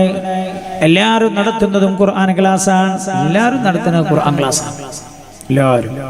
എല്ലാവരും പറയും ഖുർആന്റെ അർത്ഥമാണ്. പക്ഷേ ആധികാരികമായി ഖുർആൻ പഠിക്കാൻ കഴിയണം. അല്ലാഹു തൗഫീക്ക് ചെയ്യട്ടെ. അതിനൊരു ശ്രമം നമ്മൾ നടത്തുന്നുണ്ട്. മാസത്തിൽ ഒരു തവണയോ അല്ലെങ്കിൽ 2 മാസത്തിൽ ഒരു തവണയോ. ഇപ്പോൾ തുടക്കത്തിൽ അങ്ങനെ കഴിയുള്ളൂ, കാരണം നോമ്പ് വരെയുള്ള ഡേറ്റുകളൊക്കെ കൊടുത്തു പോയിട്ടുണ്ട്. പറ്റാവന്റെ ഡേറ്റുകളൊക്കെ ഒന്ന് തിരിമറി എന്തോ ചെയ്തിട്ട് അങ്ങനെ ചെയ്യാൻ കഴിയുന്നു. നോമ്പ് കഴിഞ്ഞതിന് ശേഷം ഇൻഷാ അല്ലാഹ് യാത്രകളും കാര്യങ്ങളൊക്കെ നോക്കിയിട്ട് മാസത്തിൽ ഖുർആന്റെ പേരിൽ സംഗമിക്കാൻ നമുക്ക് കഴിയണം. അല്ലാഹു തൗഫീക്ക് ചെയ്യട്ടെ. 6236 ആയത്തുകളുണ്ട് ഖുർആനിൽ. 6236 ആയത്ത് എന്ന് പറഞ്ഞാൽ 6236 മെസ്സേജാണ്. അല്ലാഹുവിന്റെ മെസ്സേജുകളാണ്. നമ്മളിങ്ങനെ ബൈക്ക് പോണ സമയത്ത് പെട്ടെന്ന് ഈ വാട്സപ്പിൽ മെസ്സേജ് വരുന്നതിന് ശബ്ദം എന്താ, അതിന്റെ സിഗ്നൽ എങ്ങനെ വിചാരിച്ചോളൂ. പെട്ടെന്ന് അപ്പാടം ബൈക്ക് സൈഡാക്കി ഓന് നോക്കുക ആരാ മെസ്സേജ് അയച്ചത്. ഇന്ന് പല മനുഷ്യന്മാരുടെ തലി എപ്പോഴും താഴ്ത്തുക, പെരടി വേദനയെ പല ആൾക്കാർക്ക്. കാരണം എന്താ, 1000 മെസ്സേജൊക്കെ വരുന്നു. 1000 മെസ്സേജ്. ഈ മെസ്സേജൊക്കെ നോക്കി തീർക്കുകയാണ്. മാത്രമല്ല ഈ മെസ്സേജിന് മറുപടിയും കൊടുക്കുകയാണ്. എന്നാൽ അതറിയാൻ താല്പര്യമുള്ള ആളുകളൊക്കെ ഇതിന്റെ സംഘാടകരുമായി ബന്ധപ്പെട്ട് നിങ്ങളുടെ പേര് രജിസ്റ്റർ ചെയ്യണം. അതിങ്ങനെ വഴലൊന്നും ആവില്ല, ക്ലാസ് ആയിരിക്കും. ചിലല്ലേ അതിങ്ങനെ ഈണത്തിലും ശൈലിയിലൊക്കെ ഇങ്ങനെ പറഞ്ഞാൽ നല്ല സുഖം ഉറങ്ങാൻ ഉണ്ടാവില്ല. ക്ലാസ്സാണ്. ഒരായത്ത് ഓതിയിട്ട് അതിൽ എന്തൊക്കെ വിഷയമുണ്ട്. ബിസ്മില്ലാഹിർ റഹ്മാനിർ റഹീം എന്തൊക്കെയാണ് ഉള്ളത്. അൽഹംദുലില്ലാഹി റബ്ബിൽ ആലമീൻ അർറഹ്മാനിർ റഹീം മാലികി യൗമിദ്ദീൻ. ഓരോ ആയത്തിന്റെയും ആശയങ്ങൾ എന്തൊക്കെയാണ്, അതിലുള്ള വിഷയങ്ങൾ എന്തൊക്കെയാണ്, അതിലുള്ള മസ്അലകൾ എന്തൊക്കെയാണ്, ഇത് പഠിക്കുന്നൊരു വേദിയായിരിക്കും അത്. അല്ലാഹു തൗഫീഖ് ചെയ്യട്ടെ. മരിക്കുന്നതിന് മുമ്പായി പരിശുദ്ധമായ ഖുർആൻ പറഞ്ഞ കാര്യങ്ങൾ ഒരു ചെറിയ രീതിയിലെങ്കിലും മനസ്സിലാക്കാൻ അല്ലാഹ് ഞങ്ങൾക്ക് നീ തൗഫീഖ് നൽകണേ. അല്ലാഹ് പറയൂ, തൗഫീഖ് നൽകണേ റബ്ബേ. അതുകൊണ്ട് താല്പര്യമുള്ള ആളുകളൊക്കെ രജിസ്റ്റർ ചെയ്യണം എന്നറിയിക്കുകയാണ്. അല്ലാഹുവിന്റെ മെസ്സേജാണത്. പുണ്യ നബി സല്ലല്ലാഹു അലൈഹി വസല്ലം തങ്ങൾ പറഞ്ഞത്, ഖുർആനെ കുറിച്ച് പറഞ്ഞത് മഅദബത്തുല്ലാഹ്, അല്ലാഹുവിന്റെ സദ്യ എന്നാണ് ഖുർആനെ കുറിച്ച് പറഞ്ഞത്. നമ്മുടെ ആത്മാവിന് ആവശ്യമുള്ള ഒരുപാട് കാര്യങ്ങൾ കിട്ടാനുണ്ടതിൽ നിന്ന്. ലോകത്ത് ഇന്ന് നടക്കുന്ന വിഷയങ്ങളുടെ പരിഹാരങ്ങൾ പറയുന്നുണ്ട്. അതിൽ മുസ്ലിം ഉമ്മത്തിന്റെ മോചന മാർഗം പറയുന്നുണ്ട്. അതിൽ എല്ലാം ഉൾക്കൊള്ളാൻ അല്ലാഹു സുബ്ഹാനഹു വ തആല നമുക്ക് തൗഫീഖ് ചെയ്യുമാറാകട്ടെ. ഇൻഷാ അല്ലാഹ് പഠിക്കണം. പഠിച്ചാൽ മനസ്സിലാവും പെണ്ണ് പള്ളി പോണോ പോണ്ടേ. അങ്ങനെ ചില ആളുകൾ അങ്ങനെ പറയാം, ഗൾഫ് പോയി എന്നിട്ട് ഞാൻ ആടെ കണ്ട ഇസ്ലാം അല്ലല്ലോ ഇവിടെ, അവിടെ അങ്ങനല്ലേ ഇവിടെ അങ്ങനല്ലേ. ഏറ്റവും പ്രധാനം നമ്മൾ മനസ്സിലാക്കേണ്ടത്, ഒരു കലർപ്പില്ലാതെ നമുക്ക് നിലനിൽക്കാൻ കാരണം മുസ്ലിം ഭരണത്തിന്റെ ആധിപത്യത്തിലായില്ല നമ്മുടെ രാജ്യം എന്നാണ്. മുസ്ലിം ഭരണം എന്നല്ല, രാജഭരണത്തിന്റെ ആധിപത്യത്തിലായില്ല എന്നാണ്. സൗദി അറേബ്യയിൽ ഇപ്പൊ ആലോചിച്ച് നോക്കി, ഇപ്പൊ ഈ ഭരണമാറ്റം ഭരണത്തിലെ നയങ്ങൾ മാറാൻ കാരണം എന്താ? ഭരിക്കുന്ന രാജാവിന്റെ നയമാറ്റമാണ് അതിന്റെ കാരണം. ഓരോ സമയത്തും ഭരിക്കുന്ന രാജാവ് ഏത് ആശയക്കാരനാണോ ആ ആശയ ആ രാജ്യങ്ങളിൽ അടിച്ചേൽപ്പിക്കാൻ ശ്രമിച്ചത്. അൽഹംദുലില്ലാഹ് നമുക്കങ്ങനെ ഇല്ലാതെ പോയത്, നമുക്കങ്ങനെ സംഭവിക്കാതെ പോയത് അങ്ങനെ ഒരു സംവിധാനമില്ലാത്തത് കൊണ്ടാണ്. ഇഖ്ബാൽ പാടിയിരുന്നു പണ്ട്, സാരേ ജഹാൻ സെ അച്ഛാ ഹിന്ദു സിതാൻ ഹമാരാ ഹം ബുൽബുലേ ഹേ ഇസ്കേ ഹേ ഗുൽസിതാൻ ഹമാരാ. നമ്മുടെ രാജ്യമായ ഇന്ത്യ എത്ര നല്ല രാജ്യമാണെന്ന് ഇഖ്ബാൽ പാടിയിട്ടുണ്ടായിരുന്നു പണ്ട്. അന്ന് ഞാൻ ആലോചിച്ചു, ഇഖ്ബാൽ അങ്ങനെ പാടില്ല, ഇഖ്ബാൽ എങ്ങനെയാണ് അങ്ങനെ പാടുക എന്ന് ഞാൻ അന്ന് ആലോചിച്ചിരുന്നു. എന്നാ എനിക്കതിന് മറുപടി കിട്ടി. കുറേ മുസ്ലിം രാജ്യത്തൂടെ യാത്ര ചെയ്ത, കുറേ മുസ്ലിം രാജ്യങ്ങളിലൂടെ യാത്ര ചെയ്തപ്പോൾ എനിക്കറിയാം, യുഎഇയിൽ നിന്ന് എനിക്കൊരു അസർ ഖളായി പോയിട്ടുണ്ട്. എന്തേ? യാത്രയിലായി, ജമാഅത്തിന്റെ സമയം ഇപ്പോൾ പള്ളി കിട്ടിയില്ല. പിന്നെ ഒരു പള്ളി ചെന്നപ്പോൾ അയാൾ പറഞ്ഞു, ജമാഅത്തിന്റെ സമയം കഴിഞ്ഞ് പള്ളി അടിച്ചു, ഇനി മഗ്‌രിബിനെ തുറക്കുള്ളൂ. 24 മണിക്കൂറും പള്ളി തുറന്നിടാൻ സ്വാതന്ത്ര്യമുള്ള ഒരു രാജ്യം നമ്മുടെ രാജ്യം. ഞാൻ പറഞ്ഞു വന്നത്, ആ ഒരു രീതി ഇല്ലാത്തത് കൊണ്ടാണ് നമ്മുടെ രാജ്യത്ത് ആ തനതായ ശൈലിയിൽ തന്നെ പാരമ്പര്യത്തിൽ തന്നെ പരിശുദ്ധമായ ദീൻ നിലനിന്ന് പോകുന്നത്, അല്ലാഹുവിന്റെ ദീൻ നിലനിന്ന് പോകുന്നത്. അതുകൊണ്ടാണ് അല്ലേ, ഖുർആന്റെ ആയത്ത് നോക്കിയിട്ടല്ല സ്ത്രീ പെണ്ണ് പള്ളി പോകാൻ പറ്റുമോ പറ്റൂലേ എന്ന് മുൻകാല സമൂഹം മനസ്സിലാക്കിയത്. സ്വഹാബികൾ വന്നിട്ട് എന്ത് ചെയ്തു? ഹബീബായ റസൂലുള്ളാഹി സ്വല്ലല്ലാഹു അലൈഹി വസല്ലം തങ്ങളുടെ സ്വഹാബികൾ ആദ്യം നിർമ്മിച്ച പള്ളിയിൽ പെണ്ണുങ്ങൾ പോയിട്ടില്ല സ്വഹാബികളുടെ കാലഘട്ടത്തിൽ. അപ്പോൾ മനസ്സിലാക്കി സ്വഹാബികൾ പള്ളിയിൽ പോകാതിരിക്കുക എന്നതാണ് സ്വഹാബികൾ റസൂലിൽ നിന്നും പഠിച്ച ദീൻ എന്നവർ മനസ്സിലാക്കി. ഇല്ലെങ്കിൽ കൊടുങ്ങല്ലൂർ പള്ളിയിൽ പെണ്ണ് പോണല്ലോ. ഓലൻ ഏരിയയിലെ എന്താ പെണ്ണാദ്യം പള്ളി പോയത് ഉദായിലെ നഫീസത്താത്തെ ഫാത്തുമത്താത്തെ, ഉദായിലെ പെണ്ണാണ് ആദ്യം പെണ്ണ് പള്ളി പോയി. ഓലന്നെ എഴുതിയെന്താ? അഭിമാനപൂർവ്വം എഴുതിയതാണ്. അപ്പോ ഒരു 50-60 കൊല്ലത്തിന് മുമ്പേ പള്ളി പോകാൻ, അതിന് ശേഷമാണ് പെണ്ണ് പള്ളി പോകാൻ തുടങ്ങിയതിന് മുമ്പ് പോയിട്ടില്ല. പിന്നെ ആ വാദത്തിന് അർത്ഥമില്ല, പിന്നെ ആ വാദത്തിന്റെ തന്നെ അർത്ഥമില്ല അല്ലേ. ദീനു പഠിക്കേണ്ടത് സ്വഹാബികളിൽ നിന്നാണ്. എന്റെ സ്വഹാബികളെല്ലാം നക്ഷത്ര തുല്യരാണ്. അവരിൽ ആരെ നിങ്ങൾ പിന്തുടർന്നാലും നിങ്ങൾ സന്മാർഗ സിദ്ധരാണെന്ന് നബിയുനാ റസൂലുള്ളാഹി സ്വല്ലല്ലാഹു അലൈഹി വസല്ലം. അല്ലാഹുവിന്റെ ഹബീബ് അങ്ങനെയാ പറഞ്ഞു തന്നത്. അങ്ങനെ അർത്ഥം, പദത്തിന്റെ അർത്ഥം നോക്കിയാലേ പല സംഗതിയിലും അബദ്ധം സംഭവിച്ചു. പണ്ടൊരാള് ബസ് കയറി അയാളെങ്ങനെ യാത്ര ചെയ്യുന്ന സമയത്ത് ഇയാൾ ഈ അറവുകാരനാണ്. അപ്പൊ ഇയാൾ ആടൊക്കെ അറുത്ത് ഇറച്ചൊക്കെ വിറ്റ് അതിന്റെ കയ്യും കാലൊക്കെ ഒരു ബക്കറ്റിലിട്ട് ബസ് കയറിയതാണ്. ഇയാളെങ്ങനെ ബസ് യാത്ര ചെയ്യുമ്പോഴത്തേക്ക് ദുർഗന്ധം വരാൻ തുടങ്ങി. ആളുകൾ പറഞ്ഞു, കണ്ടക്ടറെ, ആരോ ഈ ആടിന്റെ അവശിഷ്ടങ്ങളുമായിട്ട് ബസ് കയറിയിട്ടുണ്ട്, എടുത്ത് പുറത്ത് കയറിയണം. ഇയാളിങ്ങനെ നോക്കുന്ന സമയത്ത് ആടിന്റെ കയ്യും കാലും. അപ്പൊ അയാൾ ചോദിച്ചു, ആരായി കയ്യും കാലും ഒക്കെ ആയിട്ട് ഇതിൽ കയറിയത്? അപ്പൊ അയാൾ പറഞ്ഞു, എന്റേതാണ്. എടോ, ആ കയ്യും കാലും എടുത്ത് പുറത്ത് കിട്ടുന്നു. അപ്പൊ അയാൾ പറഞ്ഞു, സാറേ അവിടെ എഴുതി വെച്ചാൽ കണ്ടക്ടറോട് ചുമൽ എന്താണ് മുമ്പിൽ എഴുതി വെച്ചാൽ കയ്യും തലയും പുറത്തിടരുത്,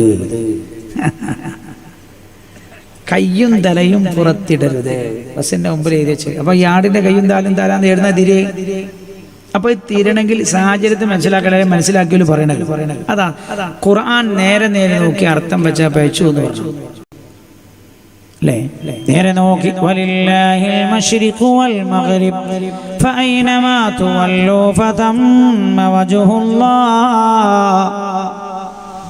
വലില്ലാഹിൽ മശ്രിഖു വൽ മഗ്രിബ്, കിഴക്കും പടിഞ്ഞാറും അല്ലാഹുവിനുള്ളതാണ്.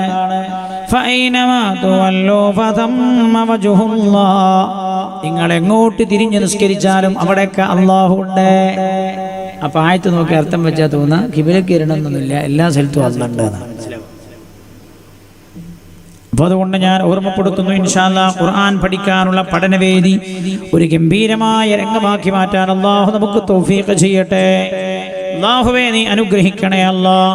എല്ലാ ആണുങ്ങളും പെണ്ണുങ്ങളും ഓരോ കാര്യത്തിൽ നമ്മൾ സമയം മാറ്റിയിട്ടുണ്ടല്ലോ. മാസത്തിൽ ഒരു തവണ ഖുർആൻ കേൾക്കാൻ വേണ്ടി നിങ്ങൾ മാറ്റിവെക്കുകയും ആ സംവിധാനത്തിൽ ചേരുകയും ചെയ്യണം എന്ന് ഓർമ്മപ്പെടുത്തി നമ്മൾ ദുആയിലേക്ക് കടക്കുകയാണ്. അർഹമുർ-റഹീം തങ്ങൾ പാപ്പേ രണ്ട് മസ്ലഹത്തിന് ആളുകൾ വന്നിട്ട് അവിടെ നിന്ന് ഇറങ്ങിപ്പോരാൻ കഴിയാതിരിക്കുക. രണ്ട് മസ്ലഹത്ത്, ഒരു മസ്ലഹത്ത് ഇപ്പം നടന്ന് കഴിയാനായി, അപ്പോൾ അടുത്ത മസ്ലഹത്തിൻ്റെ ആൾക്കാരോട് ഇരിക്കാം. ഞാൻ ഓർക്കണത് നാളെ രാവിലെ 8 മണിക്ക് എൻ്റെ നാട്ടിൽ നമ്മുടെ സ്ഥാപനത്തിന് കുറ്റിയടിക്കേണ്ടിയ തങ്ങളാണ്. അപ്പോൾ ഈ മഹാനായ തങ്ങൾ അവർ ഈ മസ്ലഹത്തൊക്കെ കഴിഞ്ഞിട്ട് പിന്നെ എപ്പോഴാണ് ഓല് പോയി ഉറങ്ങല്? പാണക്കാട് സയ്യിദുമാരുടെ സ്ഥിതിയും അവസ്ഥയാണ്. പിന്നെ എപ്പോഴാണ് ഓല് പോയി ഉറങ്ങുക? സമുദായത്തിന് വേണ്ടി ദീർഘമായി ഉറക്കൊഴിക്കുന്നവരാണവർ. ആഫിയത്തോടെയുള്ള ദീർഘായുസ്സ് നീ പ്രദാനം ചെയ്യണേ റബ്ബേ, ആമീൻ എന്ന് ദുആ ചെയ്യുകയാണ്. പിന്നെ നിങ്ങളോടൊരു കാര്യം ഓർമ്മപ്പെടുത്താനുള്ളത്, അതുകൊണ്ട് ഇൻഷാ അല്ലാഹ് നമ്മുടെ സദസ്സ് ദുആയിലേക്ക് കടക്കുന്നു. കുറച്ച് നമ്മൾ ഈ പെർമിഷന്റെ വിഷയങ്ങളൊക്കെ ഉണ്ടല്ലോ, 10 മണി ഇനി മാക്സിമം പോയാലൊക്കെ നിയമപാലകർക്ക് ഒരു 10:30 ഓലൊക്കെ വിട്ടുവീഴ്ച ചെയ്ത് അനുവദിക്കേണ്ടതാണ്. നമ്മൾ പിന്നെ അധികം ചൂഷണം ചെയ്യുന്നതൊന്നും ശരിയല്ലല്ലോ. മാത്രമല്ല മഹാനായ തങ്ങളവരകൾ തങ്ങളെ വിഷമിപ്പിക്കും ചെയ്യാന്നുള്ളതും അതും ഒരു പ്രയാസം. വരാന്ന് പറഞ്ഞു. അപ്പൊ മഹാനായ തങ്ങളവരകൾ എത്തും എന്ന് പറഞ്ഞിട്ട്, അപ്പൊ തങ്ങളവരകളുടെ ദുആ കഴിഞ്ഞാൽ നമ്മുടെ പരിപാടി അവസാനിക്കും. മഹാനായ തങ്ങളവരകൾ അപ്പൊ ഏതാനും സമയത്തിനകം എത്തും എന്നറിയിച്ചിരുന്നു. വേഗം മഹാനായ തങ്ങളവരകൾ നമ്മൾ വിട്ടുകൊടുക്കണം. മഹാനായ സയ്യിദവരകൾ ഇവിടെ എത്തിയ അധിക സമയം ഇവിടെ ഇരുത്താൻ പാടില്ല. റബ്ബ് സുബ്ഹാനഹു വ തആല അർഹമുർ-റഹീമീനായ റബ്ബ് അവരുടെ പിതാവിന് അല്ലാഹു പുറത്തു കൊടുക്കുമാറാകട്ടെ. സയ്യിദ് ഉമർ അലി ശിഹാബ് തങ്ങൾ ഇരുന്ന സ്ഥലത്ത് ആ മക്കൾ ഇന്നിരിക്കുന്നത് അല്ലാഹു സുബ്ഹാനഹു വ തആല മഹാനവറുകളുടെ ഖബറിടം അല്ലാഹു വെളിച്ചമാക്കി കൊടുക്കട്ടെ. നിങ്ങൾക്കൊക്കെ ഇങ്ങനെയുള്ളൊരു സ്ലിപ്പ് കൊണ്ടുവന്ന് തരുന്നുണ്ട്. സഹചാരിയുടെ പ്രവർത്തനത്തിന്റെ ഭാഗമായി കൂടെയാണ് ഈ വഅദ് പ്രഭാഷണം നടക്കുന്നത് എന്ന് നിങ്ങളോട് പറഞ്ഞല്ലോ. നമ്മുടെ സഹചാരി സെന്ററിന് 3 ഹോസ്പിറ്റൽ കട്ടിൽ ആവശ്യമുണ്ട്. ഹോസ്പിറ്റൽ കട്ടിൽ എന്ന് മനസ്സിലായില്ലേ? ഹോസ്പിറ്റലിൽ ഇടുന്ന കട്ടിലുണ്ടല്ലേ, ഇങ്ങനെ പൊക്കാനും താഴ്ത്താനും ഒക്കെ പറ്റാവുന്ന രീതിയിലുള്ള മൂവാക്കാൻ പറ്റാവുന്ന, അതായത് ഒരിടത്ത് ഫിക്സ് ചെയ്യുന്നതല്ല, മൊബൈൽ കട്ടിൽ നിങ്ങൾ കണ്ടിട്ടുണ്ടാവും. അങ്ങനെയുള്ളൊരു 3 കട്ടിൽ നമ്മുടെ ഈ പ്രവർത്തനത്തിന്റെ ഭാഗമായി നമുക്ക് ആവശ്യം. അത് ആർക്കാന്ന് ചോദിച്ചാൽ ചിലപ്പോൾ നമ്മൾ തന്നെ കേൾക്കേണ്ടി വരും. അല്ലാഹു റബ്ബുൽ ഇസ്സത്ത് അങ്ങനെയുള്ള അവസ്ഥയിൽ നിന്ന് രക്ഷപ്പെടുത്തട്ടെ അല്ലേ. ഒരു രോഗി പ്രായമായ വാപ്പാക്ക് വേണ്ടി കാലാകാലം ഒന്ന് വാങ്ങി വെക്കാൻ കഴിയില്ലല്ലോ. അപ്പൊ ഒരു 3-4 നമ്മുടെ നാട്ടിലുണ്ടായാൽ അങ്ങനെയുള്ള കിടപ്പിലായ രോഗികൾ അല്ലെങ്കിൽ ആക്സിഡന്റായി കിടക്കുന്ന ആളുകൾ, അവർക്കൊക്കെ വേണ്ടി നമുക്കത് എത്തിച്ചു കൊടുക്കാനും അവർക്കൊരു സഹായമായി മാറാനും കഴിയും. അപ്പൊ അങ്ങനെയുള്ള 3 കട്ടിലുകൾ നമുക്ക് ആവശ്യമുണ്ട്. ഒരു കട്ടിലിന്റെ വില 12,500 രൂപയാണ്. 12,500 രൂപ. ഹബീബായ റസൂലുള്ളാഹി സല്ലല്ലാഹു അലൈഹി വസല്ലം തങ്ങൾ ഈ കാരുണ്യ പ്രവർത്തനത്തിന് ഭയങ്കര കൂലിയാ റസൂലുള്ളാഹി പറഞ്ഞു. റഹമൂ മൻ ഫിൽ അർദ്, ഭൂമിയിൽ നിങ്ങൾ കരുണ ചെയ്തോളൂ. യർഹമുക്കും മൻ ഫിസ് സമാ, അത്യുന്നതനായ അല്ലാഹു നിങ്ങൾക്ക് കരുണ ചെയ്യുമെന്ന് നബിയുനാ റസൂലുള്ളാഹി സല്ലല്ലാഹു അലൈഹി വസല്ലം. അല്ലാഹുവിന്റെ സൃഷ്ടികൾക്ക് കരുണ ചെയ്താൽ മതി എന്നാണ്.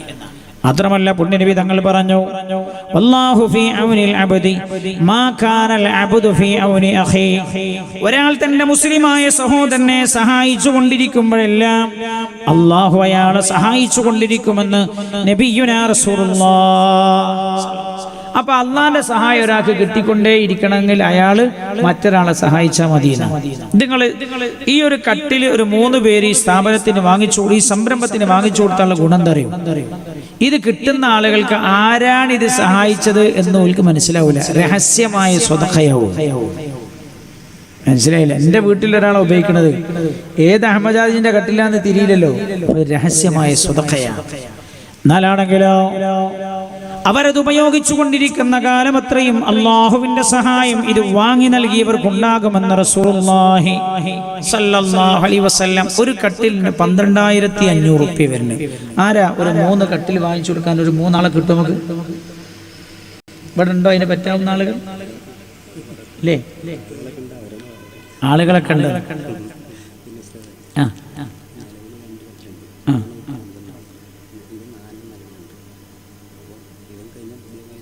അൽഹംദുലില്ലാ. 2 കട്ടിലിപ്പുണ്ട്, 3 കൂടി കിട്ടിയ 5 കട്ടിലാവും. ആവശ്യക്കാരുണ്ട് എന്നതുകൊണ്ടാണ് 3 മതിയാകുന്നില്ല, അതുകൊണ്ട് 2 മതിയാകുന്നില്ല, അതുകൊണ്ട് ഒരു 3 കട്ടിലും കൂടെ വേണം എന്ന് സംഘാടകർ തീരുമാനിച്ചു. 12,000 റുപ്യക്ക് ഒരു കട്ടിൽ വാങ്ങിച്ചു കൊടുക്കാൻ പറ്റാവുന്ന ആരെങ്കിലും ഈ കൂട്ടത്തിലുണ്ടോ? അവർ നിയ്യത്ത് ചെയ്യേണ്ടതാണ്, പടച്ചോനെ എനിക്ക് അങ്ങനെ കിടക്കേണ്ട ഒരു ഗതി നീ വരുത്തരുത് റബ്ബേ എന്ന് നിയ്യത്തിലാവണം. ആ നെയ്യത്തിൽ ആരെങ്കിലും ചെയ്യാൻ തയ്യാറുള്ള ആളുകളുണ്ട്? ഒരു 12,500 റുപ്യ റഹ്മുർറഹീമായ റബ്ബ് സുബ്ഹാനഹു വ തആല അവശരായി കടന്നു പോവുകയും മക്കൾ ശ്രദ്ധിക്കാതിരിക്കുകയും ചെയ്യുന്ന അവസ്ഥ അല്ലാഹു നമുക്ക് വരുത്താതിരിക്കട്ടെ. പഠിച്ച റബ്ബിന് വലിയ പണിയൊന്നുമില്ല അല്ലേ. ഞാൻ ഇപ്പോഴും ഓർക്കാൻ, ഞാൻ എൻ്റെ പള്ളിയിൽ ഇങ്ങനെ ഇരിക്കുമ്പോൾ 2 ചെറുപ്പക്കാർ വന്നിട്ടേ 313 റുപ്യ എൻ്റെ കയ്യിലേക്ക് വെച്ച് നീട്ടിയിട്ട് പറഞ്ഞു, ഉസ്താദേ ഇത് നിങ്ങളുടെ പള്ളിക്ക് സ്വതഖയാൻ, പള്ളിക്ക് നേർച്ചയാൻ. ഞാൻ ചോദിച്ചു എന്തിനാ? എന്നോട് പറഞ്ഞു ഞങ്ങളുടെ ഉമ്മ 4 മാസമായി കിടന്ന കിടപ്പിൽ തന്നെ മലവും മൂത്രമൊക്കെ പോവാൻ. അൽഹംദുലില്ലാഹ് ഒരു സഹോദരൻ ഒരു കട്ടിൽ വാങ്ങിച്ചു തരാമെന്ന് അറിയിച്ചിട്ടുണ്ട്. അല്ലാഹു അക്ബർ വലില്ലാഹിൽ ഹംദ്. റഹ്മുർറഹീമായ അല്ലാഹ് നീ ഇത് ഖബൂൽ ചെയ്യണേ റബ്ബേ. അല്ലാഹുവേ അർഹമായ പ്രതിഫലം നീ നൽകണേ അല്ലാഹ്. അല്ലാഹ് ജീവിക്കുന്ന കാലം അത്രയും അവർക്ക് നീ ആരോഗ്യം നൽകണേ അല്ലാഹ്. ഒരു കട്ടിൽ വേറൊരു സഹോദരൻ പേര് പറയാൻ അവർ ആഗ്രഹിക്കുന്നില്ല. രഹസ്യമായ സ്വതഖയ 2 വാങ്ങിച്ചു തരാമെന്ന് പറഞ്ഞിട്ടുണ്ട്. പേര് പറയാൻ അവർ ആഗ്രഹിക്കുന്നില്ല. റഹ്മുർറഹീമായ അല്ലാഹ് നീ ഖബൂൽ ചെയ്യണേ റബ്ബേ. എല്ലാവരും ആമീൻ പറയും. ഇപ്പൊ 2, 1, 3 ആയില്ലേ അല്ലേ? ആവശ്യമുള്ള 3 കട്ടിലും നമുക്ക് കിട്ടിക്കഴിഞ്ഞിട്ടുണ്ട്. അൽഹംദുലില്ലാഹ്. എല്ലാവരും ഒന്നൊരു സ്വലാത്തു ചൊല്ലു. സല്ലല്ലാഹു അലാ മുഹമ്മദ് സല്ലല്ലാഹു അലൈഹി വസല്ലം. റഹ്മുർറഹീമായ റബ്ബേ ആരാണത് പറഞ്ഞത് എന്ന് നിനക്കറിയാമല്ല റബ്ബേ. അല്ലാഹുവേ അവർ പേര് ഇവിടെ വിളിച്ചു പറഞ്ഞിട്ടില്ല, ആരാണെന്ന് ഞങ്ങൾക്കറിയില്ല റബ്ബേ. അല്ലാഹ് ആ സ്വതഖ നീ ഖബൂലാക്കണേ അല്ലാഹ്.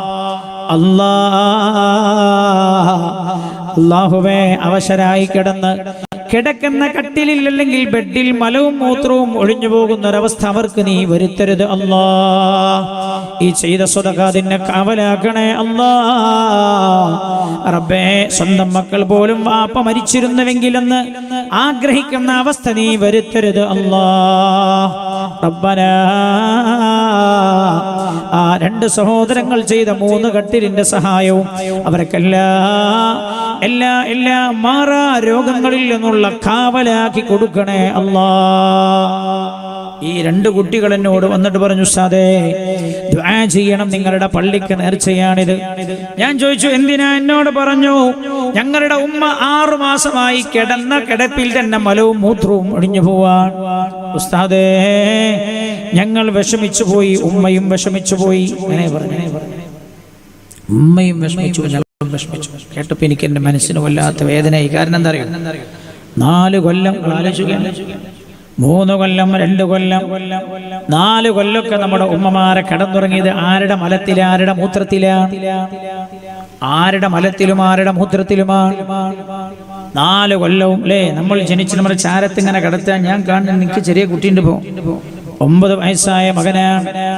ഇന്നലെ ഞാൻ വഅദ് കഴിഞ്ഞ് കണ്ണിയത്ത് റൂസ് കഴിഞ്ഞ് 12 മണിക്ക് ഞാൻ എൻ്റെ വീട്ടിലേക്ക് കയറി ചെല്ലുമ്പോ എൻ്റെ ഭാര്യ എൻ്റെ കുട്ടിയെ എടുത്തിട്ട് ഇങ്ങോട്ടും അങ്ങനെ നടക്കുകയാണ്. ഡോറ് തുറന്ന പാടെ, ബെല്ലടിച്ച് ഡോറ് തുറന്ന പാടെ എന്നോട്, ഞാൻ കയറുന്നതിന് മുമ്പ് തന്നെ ഡോറ് തുറന്നു.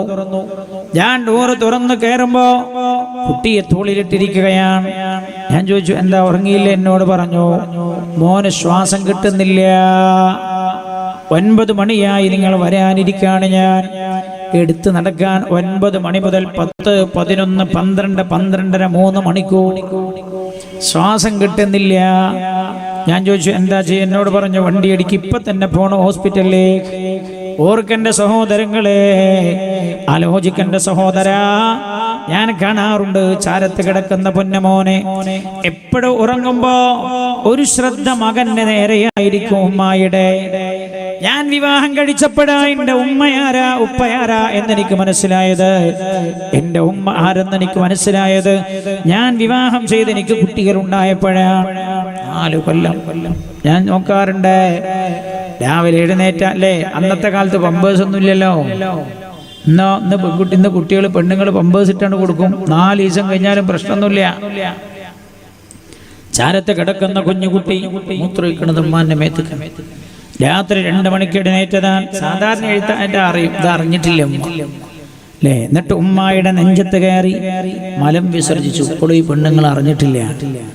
എഴുന്നേറ്റ് നോക്കിയ പാടെ കാണുന്നത് ബെഡിലൊക്കെ മലം കൊണ്ട് ആറാട്ടാണ്. എന്താ ചെയ്ത്? മല ആദ്യം വൃത്തിയാക്കല്ലേ ചെയ്തത്. പൊന്നമോനെ എടുത്തുകൊണ്ടുപോയി കുളിപ്പിച്ച്, ആദ്യം മകനെ കുളിപ്പിച്ചവന്നെ നല്ല വസ്ത്രങ്ങളൊക്കെ ഇട്ടുകൊടുത്ത് തൊട്ടിലിട്ട് ആട്ടി ഉറക്കിയിട്ടാണ് ഉമ്മ തന്റെ മാക്സി പോലും വൃത്തിയാക്കാൻ വേണ്ടി അഴിക്കുന്നത്. ഈ ഉമ്മ 6 മാസം രോഗിയായി കിടന്നപ്പോ മക്കൾ വന്നിട്ട് പറയാം, അതെ കിടക്കണം വഡിലെന്നെ ഉമ്മ മലം വിസർജിക്കണത്, മൂത്രമൊഴിക്കണം.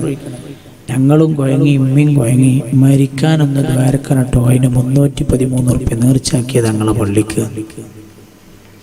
റബ്ബനാ റഹീമീനായ റബ്ബേ, സ്വതക്ക ചെയ്ത് ഒരാൾക്കും നീ ഗതി വരുത്തരുത് റബ്ബേ, ഞങ്ങൾക്ക് ആർക്കും നീ വരുത്തരുത് അല്ലാ. 4 വീൽ ചെയർ ഇവിടെ ഉണ്ട് അല്ലേ? അങ്ങനല്ലേ? 6 കൂടി വേണമെന്ന് പറഞ്ഞ് 6 വീൽ ചെയർ കൂടി കിട്ടിയാൽ 10 ഉണ്ടാവും. എന്തിനാ ഈ വീൽ ചെയർ ഇപ്പൊ അധികവും ആവശ്യമായ കാല? എന്താ കാരണം? പള്ളിയിലുണ്ടല്ലോ നിങ്ങൾ കസാര, പള്ളിയിൽ കസാല ഉണ്ടല്ലേ അല്ലേ? എടരിക്കോട് പള്ളിയിൽ കസാല ഇല്ലേ? ചെയറില്ലേ? നിങ്ങൾ എന്താ അതൊന്നും കാണാത്ത ആൾക്കാരെ മാതിരി ഉണ്ടാതെങ്ങനെ അത്ഭുതം മാതിരിക്കണേ? എടരിക്കോട് പള്ളിയിൽ ചെയറില്ലേ? ഇതിനാ ചെയർ? നടുവേദന. ചില ആൾക്കാർ പിന്നെ നടുവേദന ഒന്നും ആയിട്ടില്ല എന്ന് തോന്നുന്നു. കാരണം ഒരു ഭയങ്കര സ്പീഡിൽ നടന്നു വന്നിട്ടാണ് പിന്നെ ഇരുന്ന് നിസ്കരിക്കുന്നത്. അവിടെ നടത്തത്ര സ്പീഡിൽ അത്ര സ്പീഡിൽ വന്ന് പിന്നെ ഇരുന്ന് നിസ്കരിക്കണം. പല ആളുകൾക്കും കുനിയാനും കഴിയുന്നില്ല. ഒരുപാട് ആളുകളും അങ്ങനെ നടുപിടിച്ചു പോയി. നടുവിന് തകരാറാണ്, എഴുന്നേൽക്കാൻ പറ്റുന്നില്ല. ആളുകളുടെ എണ്ണം കൂടാൻ. പള്ളിയിൽ ചേറി കൂടിയ മാതിരി തന്നെ നമുക്കിതിന് മുമ്പ് 2 എണ്ണം 3 എണ്ണമൊക്കെ 4 എണ്ണം മതിയെന്ന് നമ്മൾ വിചാരിച്ചു. ആവശ്യക്കാർ കൂടാണ്, 4 എണ്ണം മതിയാവുന്നില്ല, 6 എണ്ണം കൂടി വേണമെന്ന്. ഒരു വീൽ ചെയറിന് വേണ്ടത് 4500 റുപ്യയാണ്. 6 ആളുകൾ ആരാ വാങ്ങിത്തരാൻ തയ്യാറുള്ള ആളുകൾ? റഹീമീനായ അല്ലാഹ്, നിയ്യത്ത് ചെയ്യേണ്ട എന്താ പറയുക? മരിക്കണവരെ പടച്ചോനെ സ്വന്തം കാര്യം ചെയ്യാനുള്ള സാഹചര്യം നീ നിലനിർത്തി തരണേ എന്ന് നിയ്യത്ത് ചെയ്തിട്ട് കൊടുക്കണം. ഒരു വീൽ ചെയറിന് 4500 റുപ്യയാണ്. അങ്ങനെയുള്ള 6 ആളുകൾക്ക് ചാൻസ് ഉണ്ടോ? ഇവിടെ ഇപ്പൊ എനിക്ക് മനസ്സിലാവില്ല ആരാ. നിങ്ങളിങ്ങനെ ഞങ്ങളെ കണ്ണു നോക്കണം. എന്താ അറിയോ? നിങ്ങൾക്കാണ് അവരെ സിഗ്നൽ തിരിയണതെന്ന് എനിക്ക് മനസ്സിലായി. എന്തോ ഒരു സിഗ്നൽ ഇവിടെ ഉണ്ട്. എന്താന്നല്ല ഒരനുഭവം ഉണ്ടോ? തിരിഞ്ഞിട്ടില്ല.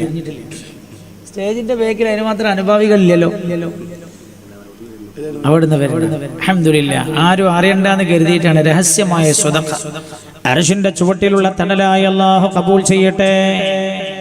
ഒരാളെ ഏറ്റെടുത്തു. ഇനി 5 കൂടി വേണം.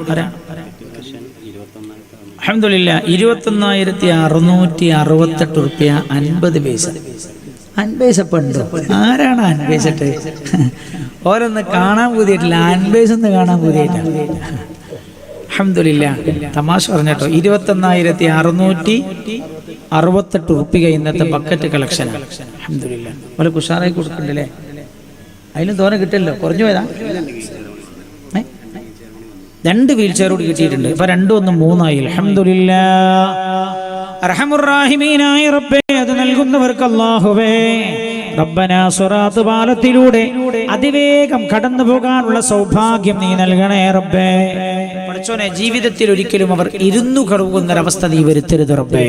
3 ആയി. ഒരു 3 എണ്ണം കൂടി വേണം. 3 ആൾക്ക് കൂടി ചാൻസ്. ആരാ? നിങ്ങൾ ആ സിഗ്നൽ കൊടുത്തോളി. ഞാൻ കൈപൊക്കിയെന്ന് പറഞ്ഞിട്ട് ഇവിടെ നടക്കൂല എന്ന് എനിക്ക് തോന്നുന്നു. ഫോണിലൂടെ വരും. അതാണ് ഫോണിലൂടെ. ഫോണിൽ ചെയ്യണോ? ആരും കാണുന്നില്ലല്ലോ. ഓ, പെണ്ണുങ്ങൾ കുറെ ഇരിക്കുന്നുണ്ട്. പല സ്ഥലത്ത് പോകുമ്പോൾ പറയണ അപ്പുറത്ത് ഒരുപാട് പെണ്ണുങ്ങൾ സാധേ വയലാണ്ട് പറഞ്ഞോടി. നമ്മൾ കാണൂലല്ലോ. ഉണ്ടോ? ഉണ്ടോ? നിങ്ങളെ കൂടെ പെണ്ണുങ്ങൾ വന്നിട്ടില്ലേ? എന്നാ ഉമ്മാര് കൊടുത്തോളിട്ടോ. ഒന്നുകൂടി കിട്ടി. അൽഹംദുലില്ലാ. അല്ലാഹുവേ നീ ഖബൂൽ ചെയ്യണേ റബ്ബേ. ഇനി രണ്ടെണ്ണത്തിനേ ചാൻസ് ഉള്ളൂ. മൂന്നാമത്തെ ഒരാൾ പറഞ്ഞാൽ ചിലപ്പോൾ നമ്മൾ ആലോചിക്കട്ടെ എന്ന് പറയും മീറ്റിംഗ് കൂടിയിട്ട്. ഒന്നുകൂടി വന്നു. ഒറ്റൊന്നിനേ ചാൻസ് ഉള്ളൂ. ആർക്കും അവസാനത്തെ വേണ്ടി വേഗം ഫോൺ ചെയ്തോളൂ. ആദ്യം ആരുടെ ഫോൺ വരുന്ന ഓൽക്കൈക്ക് കിട്ടുക, അല്ലെങ്കിൽ പിന്നെ ബിസിന്നാ കാണിക്കാം. ഒരൊറ്റ ചാൻസ് കൂടി ഉണ്ട്. അൽഹംദുലില്ലാഹ്. അർഹമുർ റഹീമീനായ അല്ലാഹുവേ നീ ഖബൂൽ ചെയ്യണേ റബ്ബേ. അർഹമായ പ്രതിഫലം നീ നൽകണേ അല്ലാഹ്. അവസാനം ഒരാൾ കൈ പൊങ്കിയിട്ടുണ്ട്, മൂപ്പർക്ക് കിട്ടണമെന്ന് എഴുതിയിട്ട്. ഇത് ഫോണ് ചിലപ്പോൾ അടിച്ചിട്ട് പോകുന്നുണ്ടാവില്ല, അല്ലെ ബിസി കാണിക്കണ്ടാവും. അൽഹംദുലില്ലാഹ്. നല്ലൊരു സദസ്സുള്ള സദസ്സായി അല്ലാഹു ഖബൂൽ ചെയ്യട്ടെ. അല്ലാഹുവേ നീ സ്വീകരിക്കണേ റബ്ബേ. കൊടുക്കാതിരിക്കണ്ടേ? കൊടുത്തോളി, കഴിയുന്നതൊക്കെ കൊടുത്തോളി. നാളെ കൊടുക്കാൻ കഴിയുന്നറിയില്ല. കൊടുക്കാൻ പറ്റുന്നവരൊക്കെ കൊടുത്തോളൂ. എന്താ നിങ്ങൾ നമ്മൾ കൊടുക്കാതെ സൂക്ഷിച്ചു വെച്ചാൽ വേറെ ഏതെങ്കിലും വഴിക്ക് അല്ലാഹു കൊണ്ടുപോകും. 2 സഹോദരിമാർ വീൽ ചെയർ പറഞ്ഞിട്ടുണ്ട്. പക്ഷേ ആ 2 സഹോദരിമാർക്കും ചാൻസ് ഇല്ല. നിങ്ങൾക്കൊരു ചാൻസ് ഉണ്ട്. നിങ്ങൾ എക്സ്ട്രാ വീൽ ചെയർ എടുക്കണ്ട. നിങ്ങൾക്ക് മീറ്റിംഗ് കൂടണം. അപ്പൊ വീൽ ചെയർ കൂടുതലായോ? നിങ്ങൾക്ക് വീൽ ചെയർ 6 കൂടുതൽ എടുക്കൂലേ? എന്നാ wheel chair stop. Wheel chair മതി. നിങ്ങൾ ഞാൻ വിചാരിച്ച മാതിരി അല്ലേ? അൽഹംദുലില്ലാഹ്. നല്ലൊരു സദസ്സും നല്ലൊരു ഈ 2 എടുക്കും. അൽഹംദുലില്ലാഹ്. അപ്പം 3 എണ്ണം അധികമായില്ലേ? 13 അല്ലാഹു സുബ്ഹാനഹു വ തആല നടക്കാനും ഇരിക്കാനും കഴിയാത്ത രോഗത്തിൽ ഈ നാടിനെ മുഴുവൻ അല്ലാഹു കാക്കട്ടെ. എന്നാലേ ഈ വീൽ ചെയർ ഉപയോഗിക്കാൻ കഴിയാതിരിക്കുള്ളൂ. അല്ലേ? വീൽ ചെയർ തോന്നുന്നുണ്ടെന്ന് എല്ലാവരും അങ്ങനെ ആവണമെന്നാ? അങ്ങനല്ല. നമ്മളെപ്പോഴും ദ്വാരക്ക് അങ്ങനെ അത്യാവശ്യ ഘട്ടത്തിൽ സഹായം വരുമ്പോൾ എത്തിച്ചു കൊടുക്കാനാണ്. റബ്ബ് സുബ്ഹാനഹു വ തആല ചെയ്തോൽക്കൊക്കെ അല്ലാഹു വലിയ കൂലി കൊടുക്കട്ടെ. അല്ലാഹുവേ നിത്യമായ സഹായമായത് നീ ഖബൂൽ ചെയ്യണേ അല്ലാഹ്. നീ കൊടുക്കാൻ കഴിയാത്തവര് വിഷമിക്കൊന്നും ചെയ്യണ്ട. നിങ്ങൾക്ക് അവസരമുണ്ട്. പാവപ്പെട്ട ഒരു രോഗിക്ക് മരുന്ന് കൊടുക്കണം എന്ന് ഉദ്ദേശിക്കുന്ന ആള് 1 വർഷത്തേക്ക് കൊടുക്കേണ്ടത് 6000 റുപ്യ. ഒന്നിച്ചു കൊടുക്കണമെന്നില്ല, അല്ലെ? ഗഡുക്കളായി കൊടുക്കുക.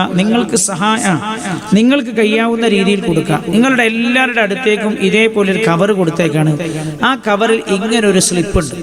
ആ സ്ലിപ്പുള്ളത് SKSSF Edarikode cluster Sahachari centre call തന്നെ വിളിക്കുമെന്ന് എന്നിട്ട് നമ്പർ കൊടുത്തിട്ടുണ്ട്.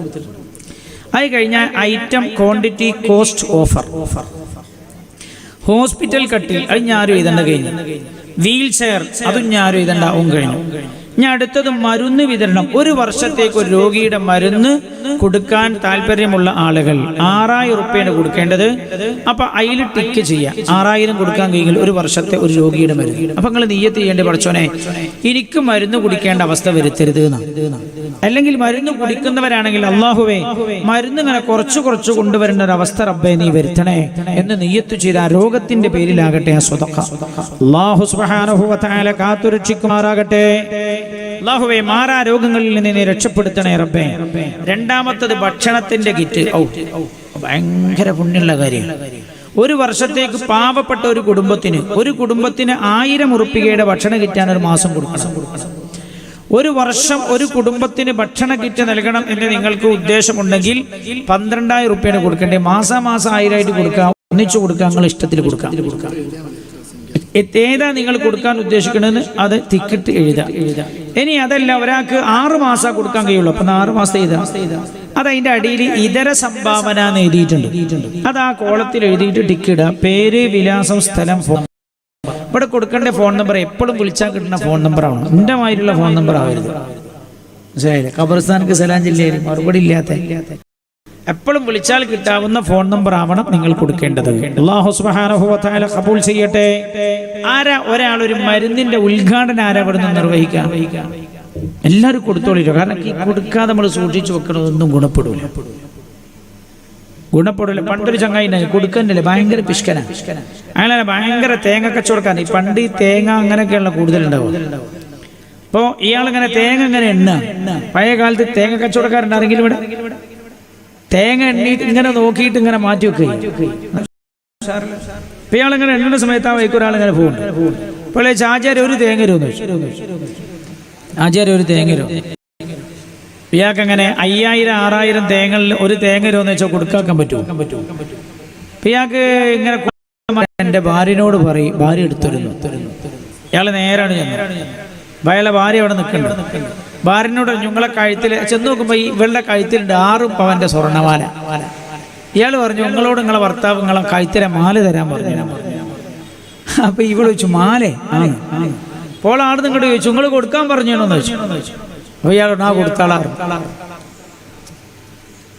നിങ്ങൾ കൊടുക്കാൻ പറഞ്ഞോണോന്ന് അവള് ചോദിച്ചു. ഇയാളോട് കൊടുത്താളാ. ഇവള് മാല അയച്ചു, അയാൾക്ക് കൊടുത്തു. ഇയാള് തേങ്ങ കണ്ടി പണിയൊക്കെ കഴിഞ്ഞ് വീട്ടിൽ വന്നിട്ട് ചോദിച്ചു, അല്ല പെണ്ണുങ്ങൾ ചോദിച്ചു, അല്ല നിങ്ങൾ ആ മാല കൊടുക്കാൻ പറഞ്ഞ ആളാരാന്ന് ചോദിച്ചു. മാല കൊടുക്കാനോ? ആ നിങ്ങളല്ല നേരത്തെ എന്നോട് മാല അയച്ചു കൊടുക്കാൻ വേണ്ടി പറഞ്ഞു. മാല കൊടുക്കാനല്ല ഞാൻ പറഞ്ഞ, തേങ്ങ കൊടുക്കാനാണ്. അപ്പൊ ഇവള് പറഞ്ഞു, ഞാൻ നിങ്ങളോട് ചോദിച്ചില്ലേ നിങ്ങൾ കൊടുക്കാൻ പറഞ്ഞോ? അതേടി തേങ്ങ കൊടുക്കാനാണ്. അപ്പോൾ അയാൾക്ക് മനസ്സിലായത് മാല പോയിന്. ആളെ ഇയാൾക്കും അറിയില്ല, ഭാര്യക്കും ആർക്കും അറിയില്ല, മാലയേറ്റ പോയി. അപ്പൊ അവൾ കൊടുക്കാതെ സൂക്ഷിച്ചു വച്ചാൽ ഗുണപ്പെടൂല. മറ്റുള്ളവർക്ക് കൊടുത്തുകൊണ്ടിരുന്നാൽ ഇതിൽ ബർക്കത്തുണ്ടാകും. മരുന്നിൻ്റെ ഒന്ന് ഉദ്ഘാടനം ചെയ്യാം. ഒരു രോഗിയുടെ 1 വർഷത്തെ മരുന്ന് ഞാൻ കൊടുക്കാന്ന് പറയുന്ന ഒരാളൊന്ന് പറഞ്ഞിട്ട് എൻ്റെ ഒരു ഉദ്ഘാടനം ചെയ്യും. ബാക്കിയൊക്കെ നിങ്ങൾ നാളെ വരുമ്പോൾ എഴുതി കൊടുക്കണം. അതേപോലെ ഭക്ഷണത്തിന്റെ കിറ്റും, ഒരു കുടുംബത്തെ 1 വർഷത്തേക്ക് അവർക്ക് ആവശ്യമായ ഭക്ഷണത്തിന്റെ കിറ്റ്. പുണ്യ നബി സല്ലല്ലാഹു അലൈഹി വസല്ലം തങ്ങൾ പറഞ്ഞത്, ഒരു സ്വഹാബി ചോദിച്ചു, നബിയെ അയ്യുൽ ഇസ്ലാമി ഖൈർ, ഇസ്ലാമിലെ ഏറ്റവും പുണ്യമുള്ള കാര്യം ഏതാണ്? പുണ്യ നബി സല്ലല്ലാഹു അലൈഹി വസല്ലം തങ്ങൾ പറഞ്ഞു, ഇത്ആമു തആം, ഭക്ഷണം നൽകലാണ്.